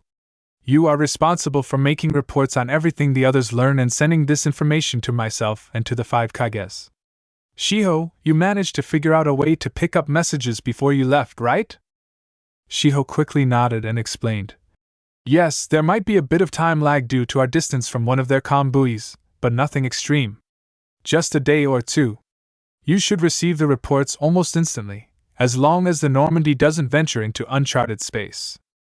Good, you'll need to explain to Mabui how to send the reports. Naruto then turned to those remaining. Kuratsuchi, who was giving him a stink eye for some reason, Samui, Niji, and Tenten. Naruto quickly continued. You 4 get to choose, but at least 2 of you should go to the Citadel. Kuratsuchi immediately declared. I'm staying here where I might have a few fights. I'm not going to spend the next several months playing diplomat. Niji and Tenten looked at each other for a few moments before Niji stated. Tenten and I shall go to the Citadel. Samui thought for several moments before answering. Either choice is cool, but I think staying on the Normandy sounds cooler.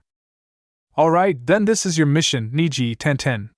You are both to find out as much about their society as possible.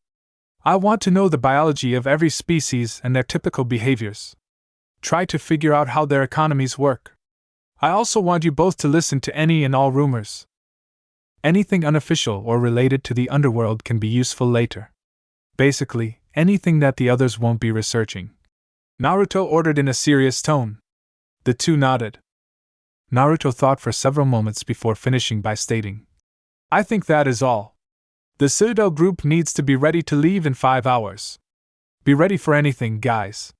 What we find out and do will influence how our entire world interacts with these people. My gut also is saying that something is wrong with Saren and this whole Reaper mission. We need to be ready for anything. Lives depend on us. Oh, make Naruto drunk? That is just asking for trouble. Jane Shepherd glared at Naruto angrily across the mess area. She had been getting some sleep when she had been very rudely awakened. Apparently Rex and Naruto had gotten drunk and were causing havoc. The last straw for the crew was when Naruto attempted to open the airlock. Now she was being dragged into this. She had just slipped on some casual clothes before coming down here.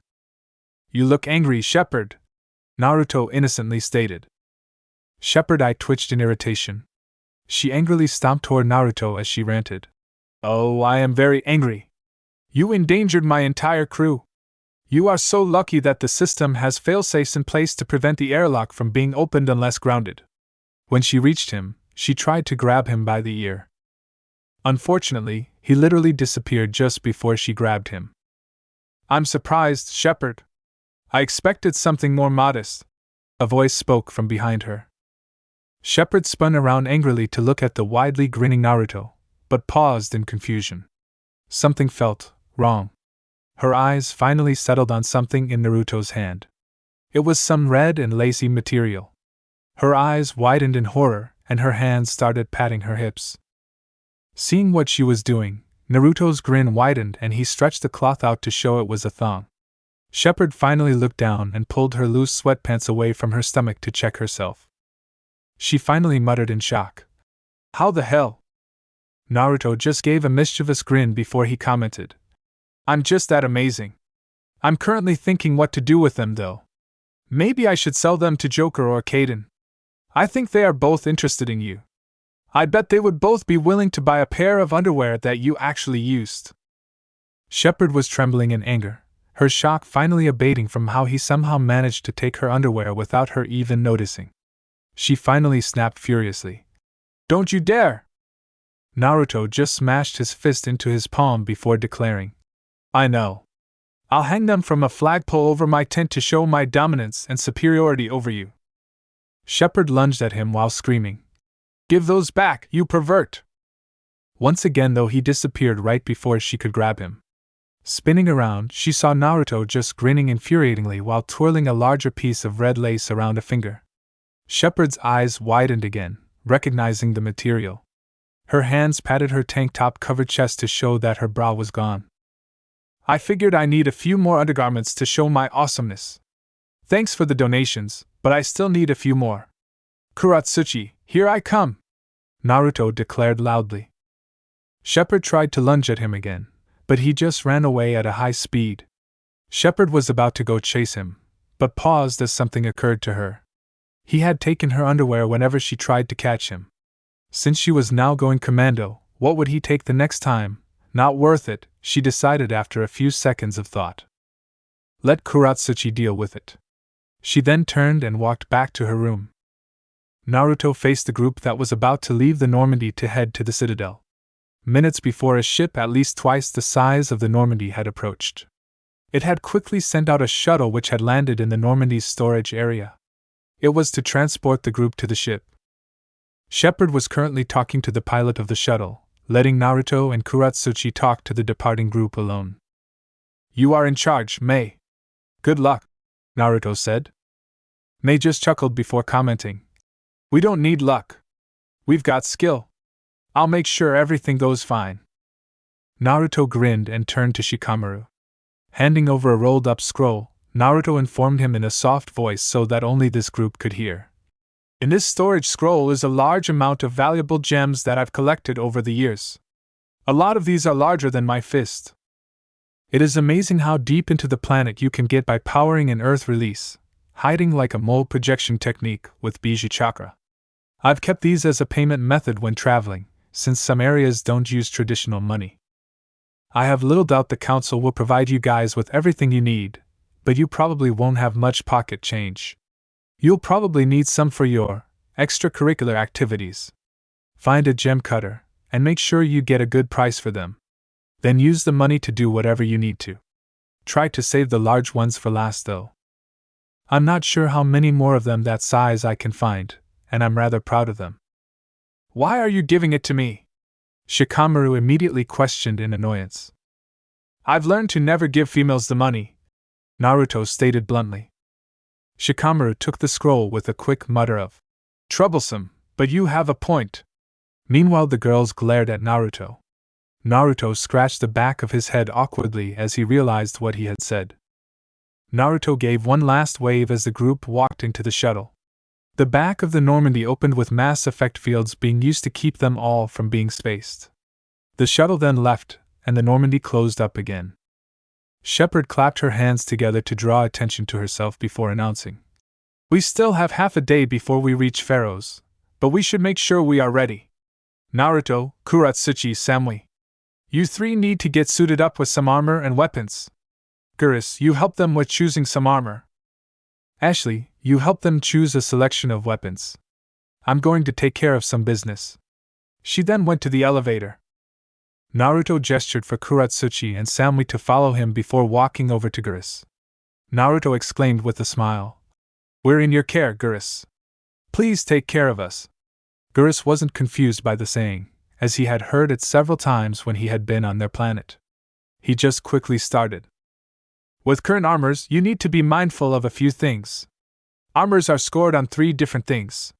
Damage protection, or the protection they offer from melee damage. Shields, which are what protect us from bullets.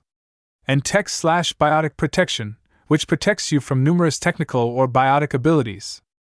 Depending on your role in the fighting, you'll be assigned an armor type. Light armors are for support-type roles, like Kaden or Tali. Medium armors are for more all-purpose units, like myself and Shepard. Heavy armors are for the frontline fighters, like Rex and Ashley. So you'll have to tell me how you will probably fight in order to properly choose. Beerus informed them in a knowledgeable voice. Naruto thought for a moment before asking curiously. Hold on, what is the difference between light, medium, and heavy armors? Why are they better suited for each of these roles? The difference is their weight and level of restriction on the user. The heavier the armor, the higher the 3 ratings are. The downside is that these armors are heavier and take far more strength to move in and effectively use. Krogans naturally have the strength, but most other species need a special type of gene therapy in order to make them strong enough for these armors. As an example, Ashley is far stronger than Kaden despite most human females being physically less adept than males. This is due to her probably going through the needed gene therapy treatments after basic training when she was assigned a frontline role, and keeping a harsh physical regimen. Light armors require almost no training to effectively use, but have far lower ratings. So those with light armors are placed into support roles where they are expected to be in less danger. Geras explained expertly. Wow, Geras, you really know this stuff, Naruto praised with a smile. Geras just chuckled before replying. It is not that impressive. Turians learn about things like this from before they can walk. The military is part of every Turian's life. So, what do you guys think? Naruto looked at Kuratsuchi and Samui briefly before answering. I'll take a heavy armor. I'm sure I have more than enough strength for it. Geras nodded in agreement. I'll also take a heavy, Kuratsuchi added. A medium for me, Samui answered calmly. Geras nodded at their choice before questioning. And what about the 3 ratings? If you are a close-range fighter, you'll need more damage protection since you'll be in range of melee attacks. Mid- or long-range fighters need to worry more about shields. Naruto shrugged and replied, I'll probably be getting pretty close, but I'm durable enough to take melee damage on my own. So I prefer to have as much protection against guns as I can, in case I do something stupid. Of which there is no doubt, Kuratsuchi added in a biting tone. She'd been very short with Naruto for some reason. Naruto did his best to ignore her, choosing to say to Geras, So give me something with very high-level shields. Got it. I'll also make sure it has a good tech/biotic protection level. That one always seems to be overlooked, but it is necessary for anyone who doesn't want to be killed by the first engineer or biotic they run into. We're facing the Geth as well, so they'll probably be trying to hack into our shields constantly. Let me take a look, Geras commented as he rubbed his chin. He quickly started looking through some crates as he continued. Our team has picked up quite a number of different armors in our adventures so far. Most of them are junk pieces, but there are a few gems in here. See if you can find a similar one for me. I'm a mid- or long-range fighter, so I need some strong shields, Kuratsuchi said to the Turian. Same. I'm a support fighter, so I won't be getting close too often. Samui spoke up as well. Got it, Geras replied easily as he continued looking through the crates. After a few minutes, he had 3 different suits of armor laid out. He tossed one to each of them before ordering. Go put them on and tell me what you think. Are you sure we can't change the color scheme on these? Naruto asked with a sigh. His armor was predominantly white with some gold around his shoulders, chest, elbows, and knees. Geras shook his head as he answered. Nope. I don't see what you don't like about it. The Phoenix Armor series is white and pink, and they're one of the best armor series. I had to wear a set for a while. I don't know. A bit of orange would be nice. Or at least some sky blue or something, Naruto claimed with a shrug. Stop being a little girl worried about her clothes, Kuratsuchi said in a grumpy voice. Her armor was a camouflage design of gray and brown. An observant person would see that she was slightly uncomfortable with how tight it was. Kuratsuchi seemed to have a love of loose and unflattering clothing for some reason. This armor was tight enough to show that she did actually have a feminine figure, even if she couldn't quite compare to Samui's curvy figure. Naruto quickly whined in a childish voice. How cruel! You've been so mean to me lately, Kuratsuchi. What did I do to you when I was drunk to get you so annoyed? Kuratsuchi looked away with a slight blush, offering no answer. Naruto wasn't going to let her off without some sort of explanation, as he was starting to get annoyed with her mocking. It might seem the two had a rather antagonistic relationship, but the two had actually become quite close after the war. So Naruto was not very happy with the extra malice behind her mocking, and wanted to figure out just what he had done in order to fix it. Unfortunately for him, and fortunately for Kuratsuchi, Samui chose that moment to walk back into the hangar. She wasn't in her armor. She handed it back to Geras before bluntly explaining. It didn't fit. What do you mean? These armors are made of materials that allow them to stretch in order to accommodate everyone. Your species is very similar in build to humans, so how could it not fit? Geras muttered in clear shock. Naruto stared at her breasts with a deadpan look, which Geras soon followed in order to realize what the issue was. Samui had a small blush of embarrassment as Geras continued in an awkward voice. I see. It is true that most human females aren't so large, especially soldiers. I guess we'll have to make a special order when we are next on the Citadel. So you'll have to stay on the Normandy for this mission. Okay. I'll tell Shepard after we get outfitted with weapons, Naruto responded with a shrug. Geras nodded before telling them. So you and Kuratsuchi should go to Ashley to get outfitted. Naruto nodded and quickly walked the 10 meters to where Ashley was polishing several rifles. She quickly looked at the group before commenting. I see you guys got outfitted with armor. Unfortunately, I'm not so sure what I can do for you all.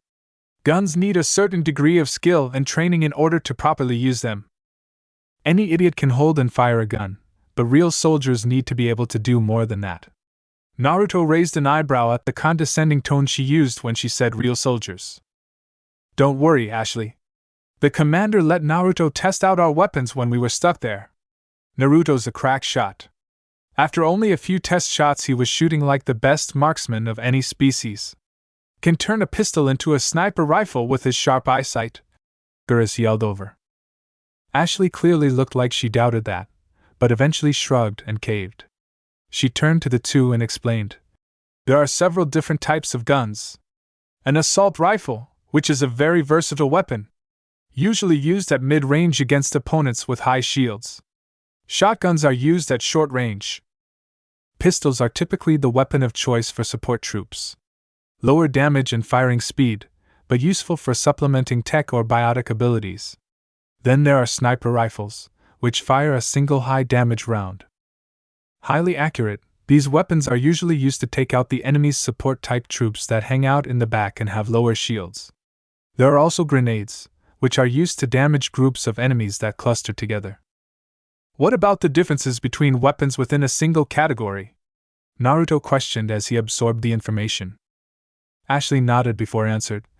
All weapons have 3 different things you need to keep in mind. Damage output, firing rate, and accuracy. Each weapon is assigned a rating in these 3 categories, just like armor. Naruto nodded as he thought about what weapons he would use. He finally announced. Then can you please give me a pistol and an assault rifle? Please make them have the highest damage and accuracy rating as possible. I don't care about firing rate. Ashley raised an eyebrow at his choices, but acquiesced with a shrug. It only took a minute for her to return with the weapons. Kuratsuchi then asked for her own weapons. She chose a shotgun and assault rifle with the same specifications as Naruto. I see that you both are types that prefer precision to brute force, Ashley commented as she handed Kuratsuchi her weapons. Kuratsuchi then left, probably annoyed with the way Ashley had been treated them. Naruto stayed though and replied, Any shots that miss are wasted shots. I'd rather finish my opponents in a single powerful shot to a weak area than rely on 5 weaker bullets to more protected areas. Shinobi are meant to cause the greatest amount of damage with the least amount of force required. A good philosophy, but actually doing it is harder than talking about it. When you are outnumbered and under fire, it isn't quite so easy, Ashley replied. Naruto leaned against the wall as he examined Ashley.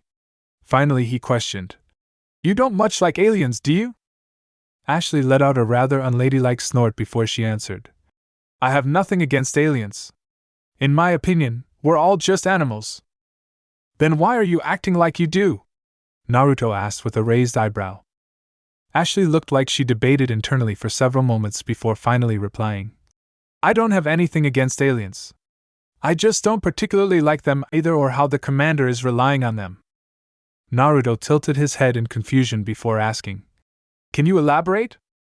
Ashley quickly began explaining in a rather irritated voice, like she had been holding it in for a while. The commander is a firm believer in the belief that humanity should build closer relationships with the other races. It is likely one of the reasons she was chosen as a Spectre by the Council. Better to have a pro-Council human instead of an anti-Council human. It is also why we have so many aliens as part of the crew. The commander feels that the more help the better. And you disagree? I think that humanity needs to learn to stand on its own. Saren is targeting humanity, and humanity should deal with him. Instead, the commander is trying to turn this into a multiracial effort. The only combat members of this crew that are human are myself, Caden, and the commander. Otherwise, we consist of Aquarian who spends all day in the engine room being allowed to study the most advanced ship in the Alliance, a Krogan mercenary, a Turian who used to work for CCC, and a Sari who is an expert on the Protheans, and now your group. 3 people who have no knowledge of the galaxy or any experience in galactic combat. I respect the commander, but I think I am being reasonable by being annoyed by some of her decisions. Ashley angrily blurted out in a rush. Naruto didn't react to her words for several moments. He finally asked, "Feel better?" Ashley took a few breaths before shrugging and answering truthfully. "Yeah, I guess I do. I've said it before and I'll say it again. Talking about your problems always makes you feel better," Naruto exclaimed with a sunny grin. Ashley couldn't hold back a small smile at that. Naruto grew serious again though and continued. "As for your thoughts, they are reasonable. You are forgetting a few things though. You act as if Saren is only a threat to humans. While it is true that he attacked a human colony, you also have to acknowledge the danger he presents to other races. He shamed the Council by betraying them and going rogue. He destroyed a beacon which could have helped the entire galaxy, and he has an army of Geth at his command. Don't even get me started on the Reapers.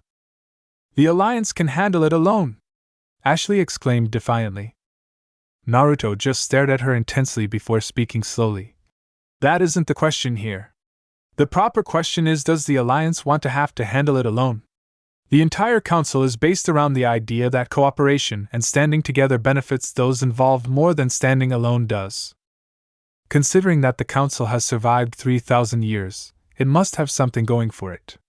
So you need to ask yourself, is it to the benefit of humanity to stand alone, or is it just a matter of pride?" Ashley still looked defiant, but didn't respond. Naruto shrugged and walked away. Everyone was entitled to their own opinion. "You wanted to talk about something, Dr. Chukwas," Shepard said as she walked into the medical bay. She had been searching for information on pharaohs when the doctor had sent a message requesting her presence. Dr. Chukwas looked up from her computer. As she was standing, she replied, "Yes, I did. Thanks for coming to speak to me even before a big mission." "No problem, but what did you want to talk about?" Shepard calmly answered. Chukwas gestured for Shepard to get closer and turned the screen of her computer. Shepard peered at it to see that it was several diagrams of humans. Chukwas explained, "I was curious, and the shinobi were quite cooperative. They allowed me to conduct several scans and tests on them. I thought you might want to hear what I found out before you take any of them on the mission." "Good idea. I'd want to know if Medigel doesn't work on them or if there are any other issues. So what did you find out?" Shepard spoke in a strong tone. Dr. Chukwas looked back to the computer screen before beginning. "I'm not quite sure where to begin. I found out a lot about them, but it only seems to have sparked more questions in my mind. First thing first, they clearly aren't human despite our aesthetic similarities. In fact, if I had to choose another species to compare them to, I'd say their internal structure more closely resembles the Krogan than humans." That caused Shepard to raise an eyebrow in shock before exclaiming, "Really? The Krogan?" Dr. Chukwas chuckled slightly at the reaction before pulling up a screen which showed a scan of one of the shinobi. Pointing to it, she continued, "I'll start with what you already know. They are built very similarly to humans, and even resemble humans greatly. When you dig deeper though, many differences pop up. First, I shall talk about their muscular structure. I'll skip the medical terms, but theirs is far more efficient than any other species. Their muscles differ on a cellular level that has only been theory before now. One of the main differences their muscle structures allow from other species is that their muscles grow inwards, you could say. Most species' muscles expand outwards, but theirs simply grow more dense and compact. This is why they seem to be of a slimmer build than most humans. This muscular structure causes their species to have tremendous natural strength. I lack the data necessary to accurately portray their level of strength compared to humans or other Citadel races, but I can guarantee they are far stronger than any races other than the Elcor and Krogan. That is only due to a much lower amount of muscle than losing to them in muscle efficiency. An interesting fact: if we use Shiho as an example of the muscle density of their civilians, since she has reportedly undergone little physical conditioning, then I could say that their species would average at having 40% more mass than humans of similar size. Naruto weighs 279 pounds, despite being similar in build to a human weighing 180 pounds. This puts him at having 55% more mass. Then there is their skeletal system. They only have 189 bones in their skeletal system. Their bones are also composed of an organic material that is both lighter and more supple than humans without sacrificing any durability. The bones themselves seem to be thicker in order to better handle their incredible levels of strength and power. Their nervous systems would put even an Asari to shame. While they aren't able to attune their nervous systems to others like the Asari, they have an incredible amount of control over them. The greatest difference is the amount of energy in their nervous systems. It is staggering. To generate this much energy requires massive amounts of calories. A human biotic has to consume 4,500 calories in order to effectively utilize their biotics. I'd say each of them would need to consume over 10,000 calories a day. Mr. Uzumaki is on a completely different level though. He probably consumes as much as the entire crew of the Normandy. They seem to have prepared special nutrient bars in order to not burden you, but I'd suggest we greatly increase the amount of food we regularly have in stock if we intend to have even a couple of them on board for any duration of time. They should be able to eat human or Asari food with little problems. Their species seems to have a slightly enhanced regenerative capability. Nothing compared to a Vorsha or Krogan, but better than humans or Turians. I checked, and Medigel seems to work so well for them that it is almost unnatural. I should tell you though that Naruto has a very good regeneration ability. At least on par with the Krogan or Vorsha.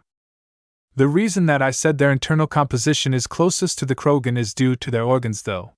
Like the Krogan, this species seems to have instances of secondary and tertiary organs. A Krogan has 2 hearts, 4 lungs, and even 4 testicles. This species seems to have 2 livers, 4 kidneys, and 2 spleens. Unlike the Krogan though, their organs are segmental. We'll use their liver as an example. Instead of having 2 separate livers, they have one large organ composed of 2 separate working livers. Even if one is damaged, they would not suffer system failure. Their biggest worry would be blood loss.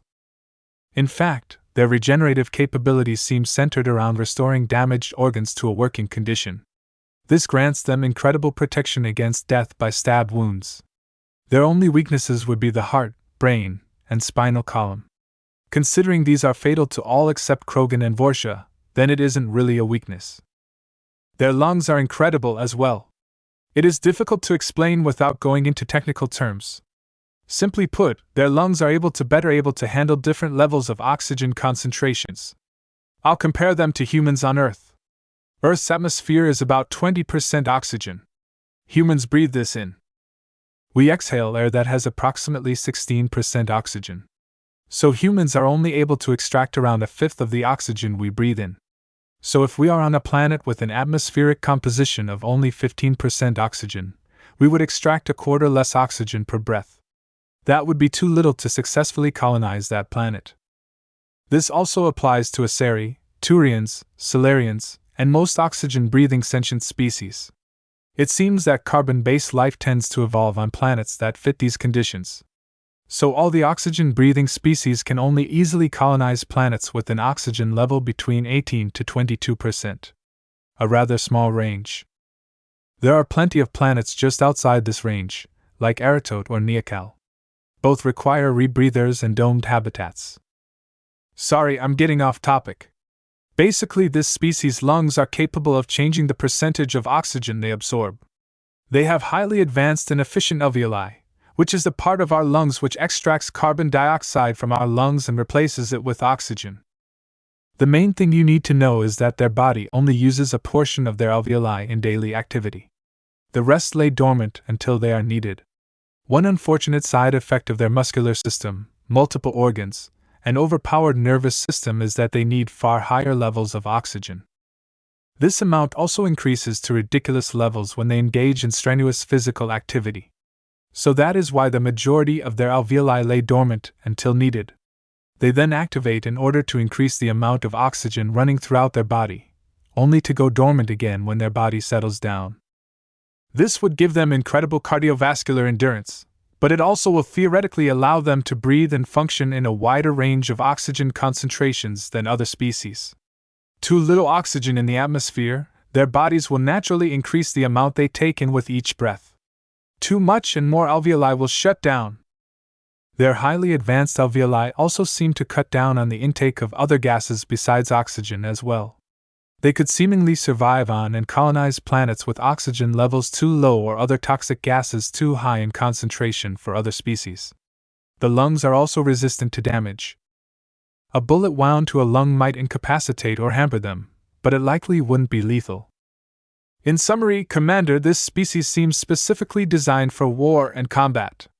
Greater strength, speed, stamina, durability, and regeneration. They could even survive and fight on toxic or dangerous worlds.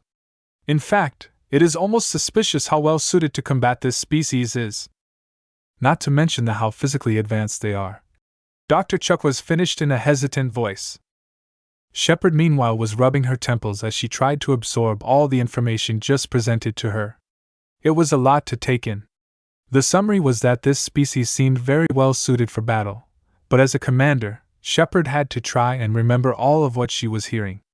It might come in handy. Especially with that ending, which she really didn't like the sound of. She finally asked, "What do you mean?" Dr. Chuck was explained slowly. They just seem too perfect to be natural. As a species' intelligence grows, a species usually will lose certain traits that were more important to survival before. They lose more animalistic or bestial traits in favor of more developed traits like larger brains and opposable thumbs. They start to rely on their intelligence in order to adapt to survive. Yet this species seems to have both. They are extremely physically adept, but also seem to have all the traits of more developed species. They seem to have the intelligence of any of the spacefaring species, while only the Krogan could reasonably claim to match them in physical prowess. Considering the Krogan come from a highly dangerous and brutal world while this species comes from a relatively docile and fertile world, then it all seems unnatural. "You think something is wrong with their species?" Shepard asked curiously.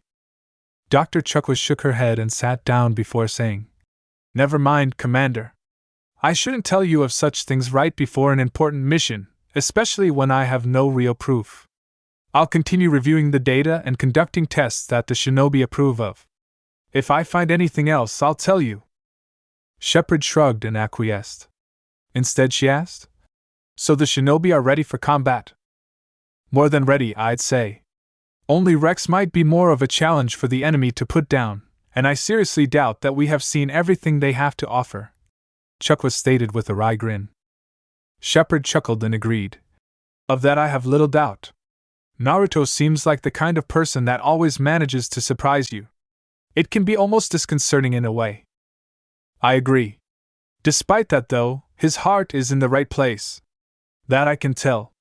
So all we can do is hope that we get the pleasant surprises while Saren gets the bad ones," Dr. Chuck stated merrily. The two shared a laugh together for several moments. As it died down, Chuck added, "I'm glad he's here, though." Shepard raised an eyebrow before asking, "What do you mean?" "He is a very good influence. I can see it in his eyes. He knows hardship and pain. He has experienced much for being so young, but he is still so energetic, hopeful, and strong. Just having him around brings out the good in everyone around him. He's only been here for a few days, but he's already influencing the crew."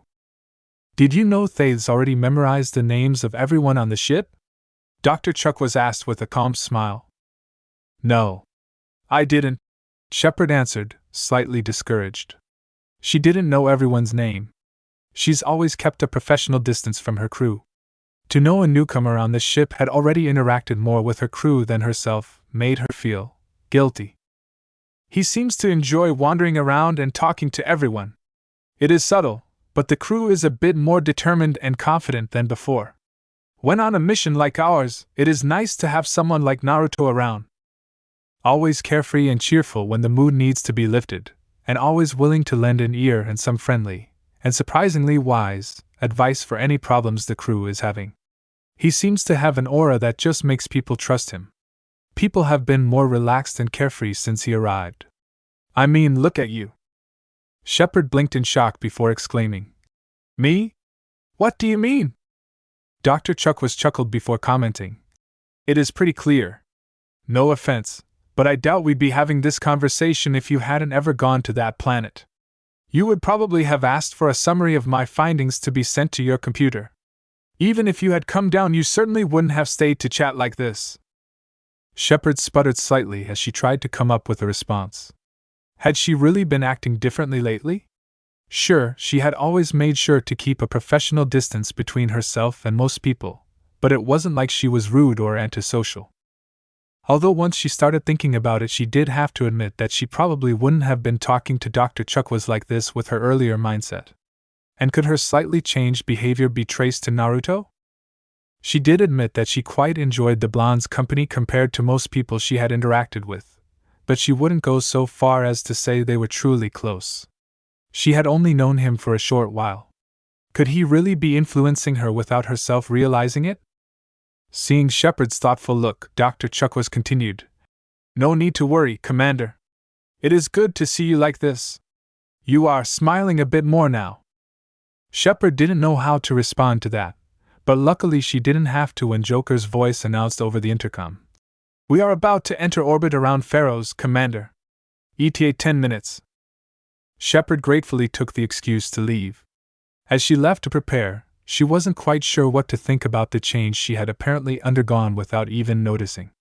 She left a softly smiling Dr. Chuckwas, who knew that what the commander was going through was good for her. Hey, Shepard. I need to tell you something, Naruto called out as he approached. Naruto took note that Shepard flinched slightly at the sound of his voice and seemed to hesitate before facing him. Deciding to forget about it for now, Naruto continued. Yeah, Sam, we had a small issue with armor. Geras says we'll have to order a custom armor when we next go to the Citadel. Until then, though, she won't have any armor, so she can't go into combat. Shepard just shrugged and claimed. No problem. We can't send everyone anyway. I probably would have only sent 2 of you. This has just saved me from having to make a decision. Just wanted you to know before we land, Naruto added with a shrug. Shepard nodded. She shifted awkwardly and Naruto caught her sending some questioning glances towards him when she thought he wasn't looking. He was going to question her, but Joker once again came to her rescue by announcing over the intercom. We're in orbit, Commander, but I haven't received any response to our communication efforts. Take us down, Joker. The Geth are there, they might have a communication jammer in effect, Shepard quickly explained. Got it, Commander. It should just take a few minutes. Shepard nodded and moved a small distance from Naruto before turning to look at the combat crew which had gathered in the hangar. She quickly started explaining. You've probably already heard, but we are about to arrive on Pharaohs. There is a small and relatively new human colony on the planet with a population of only 300.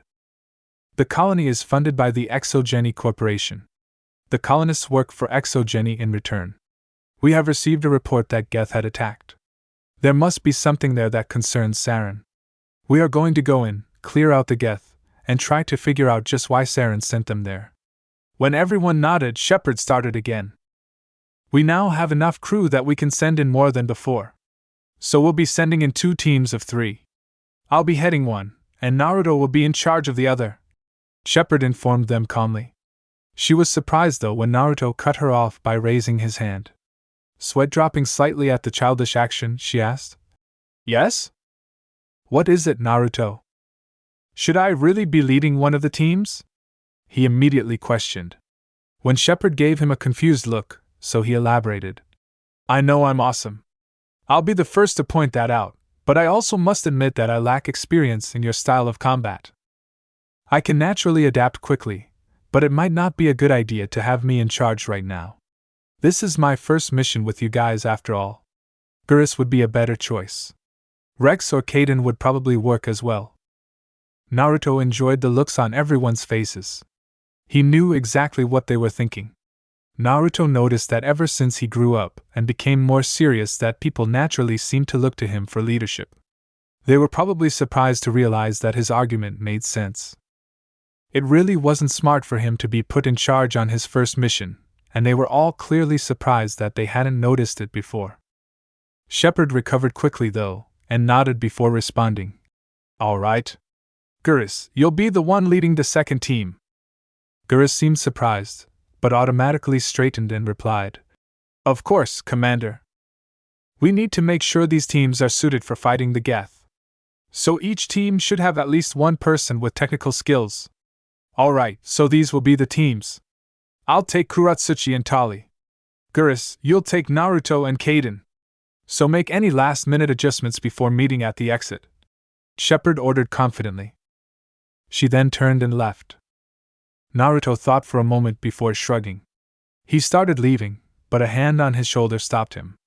He looked to see that it was Geras. Turning, Naruto asked with a grin. Hey, Geras. What's up? You didn't have to do that. Naruto's eyebrows furrowed at the statement before he questioned. What do you mean? Do what? Give me command, Geras stated. Seeing the confused look on Naruto's face, Geras quickly elaborated. You could have been in charge. I'm sure you could have adapted to the different tactics and style of combat quickly. I would have been fine with you in charge. So why did you nominate me? Naruto blinked as he tried to come up with a response. He finally commented bluntly. I don't really understand what the big deal is, Geras. I'm not so arrogant as to believe I deserve to be in charge. As I explained before, I should get a little bit of experience first. Until then, someone else should be in charge. As for nominating you, the choice was pretty obvious, I think. Huh, what do you mean? Geras asked with confusion clear in his voice. Naruto raised an eyebrow before claiming easily. I've gotten a pretty good read on everyone since I came aboard the Normandy. You are easily the best suited to leading a strike team. What? Geras exclaimed in shock and slight disbelief. You clearly a lot of leadership potential. Don't tell me no one has noticed before? Naruto remarked with surprise. Geras shook his head before claiming. No. I usually worked alone in CCC. Executor Palin seemed to think that I was too much of a wild card. Didn't want me to corrupt anyone else. I didn't mind though. I prefer to work alone. That's a shame. You are a natural leader. Many of the crew members Shepard have brought on have a lot of leadership potential, but you are most suited to leadership at this point, Naruto claimed with confidence. Geras immediately pointed out. You keep saying that, but you have absolutely nothing to base it on. You haven't even seen me in combat before. Naruto motioned with his hand for Geras to follow as he made his way over to the elevator. As the elevator started to lift them, Naruto started speaking in a cool and slow voice. Leaders are a funny thing. It requires more than just being able to give orders. They need something that inspires others to follow them, and that something isn't always so clear. Sometimes it is intelligence. Sometimes it is experience. Passion, heritage, courage, skill, charisma. They all could be that something. All I know is that all true leaders have that something that elevates them beyond the norm, sometimes even unwillingly. You fit the bill, Geras. Even if you don't see it yet. The elevator opened, so the duo started walking up the curved stairs to the command deck. No offense, but I just think you're full of crap, Geras finally stated as the two walked across the command deck. Naruto immediately let out a booming laugh, causing Geras to jump and everyone else on the deck to look towards him curiously. This wasn't a chuckle or controlled laugh. It was loud, wild, and contained a hint of childish glee. It took several seconds for Naruto to control himself before he looked at Geras and replied with a large grin. Possibly. It has happened before, and even I admit I'm not the sharpest tool in the shed. I guess we'll just have to wait and see. The two stopped in the middle of the command deck. Geez, what was with your reaction? Geras asked curiously. I guess it felt nice to have someone tell me I'm full of crap again, Naruto admitted with a shrug. Seeing Geras' confusion, Naruto elaborated. I guess you could say that I became a larger-than-life figure since the war. The Kages and my friends realize I'm still the same knucklehead I was before, But to everyone else I may as well be a god. Since we technically categorize the Jubi as a real god. The daimyos and even the kages seek my advice, and my advice seems to always be heeded. Needless to say, when you are put onto a pedestal reserved for the gods, being treated like a normal person is a breath of fresh air that I don't get enough of. I really can't understand how you feel. Never experienced something like that to compare it to, Geras confessed after several seconds of contemplation. Naruto waved his hand in a carefree manner before retorting. I don't expect you to. This is my burden to bear. Enough about this stuff. Let's go meet up with Shepherd. Geras nodded and the two quickly moved down the hallway till they joined the group that had already gathered. Shepherd looked at the two before nodding and stating, Good, everyone is here and ready. Naruto cut her off before she could continue by saying, Hold on, I just need to do one last thing. He ignored the group's looks as he placed a finger against the inside of his right wrist. Sending a tiny pulse of chakra, the storage seal released two different blades. Naruto easily caught them. It was a pair of slim, straight, double-edged blades with each having upward curved prongs at the tip and base. Naruto quickly placed the two on his back in a way that they didn't interfere with the assault rifle also there. Really? Swords? Kaden asked with a raised eyebrow. What? I love using swords ever since I took the time to learn kenjutsu. I'm sure they'll come in handy, Naruto stated with a grin. He then pulled out one of the swords before adding in an almost lovingly voice. Plus, these aren't just any swords. These two blades make up Kiba.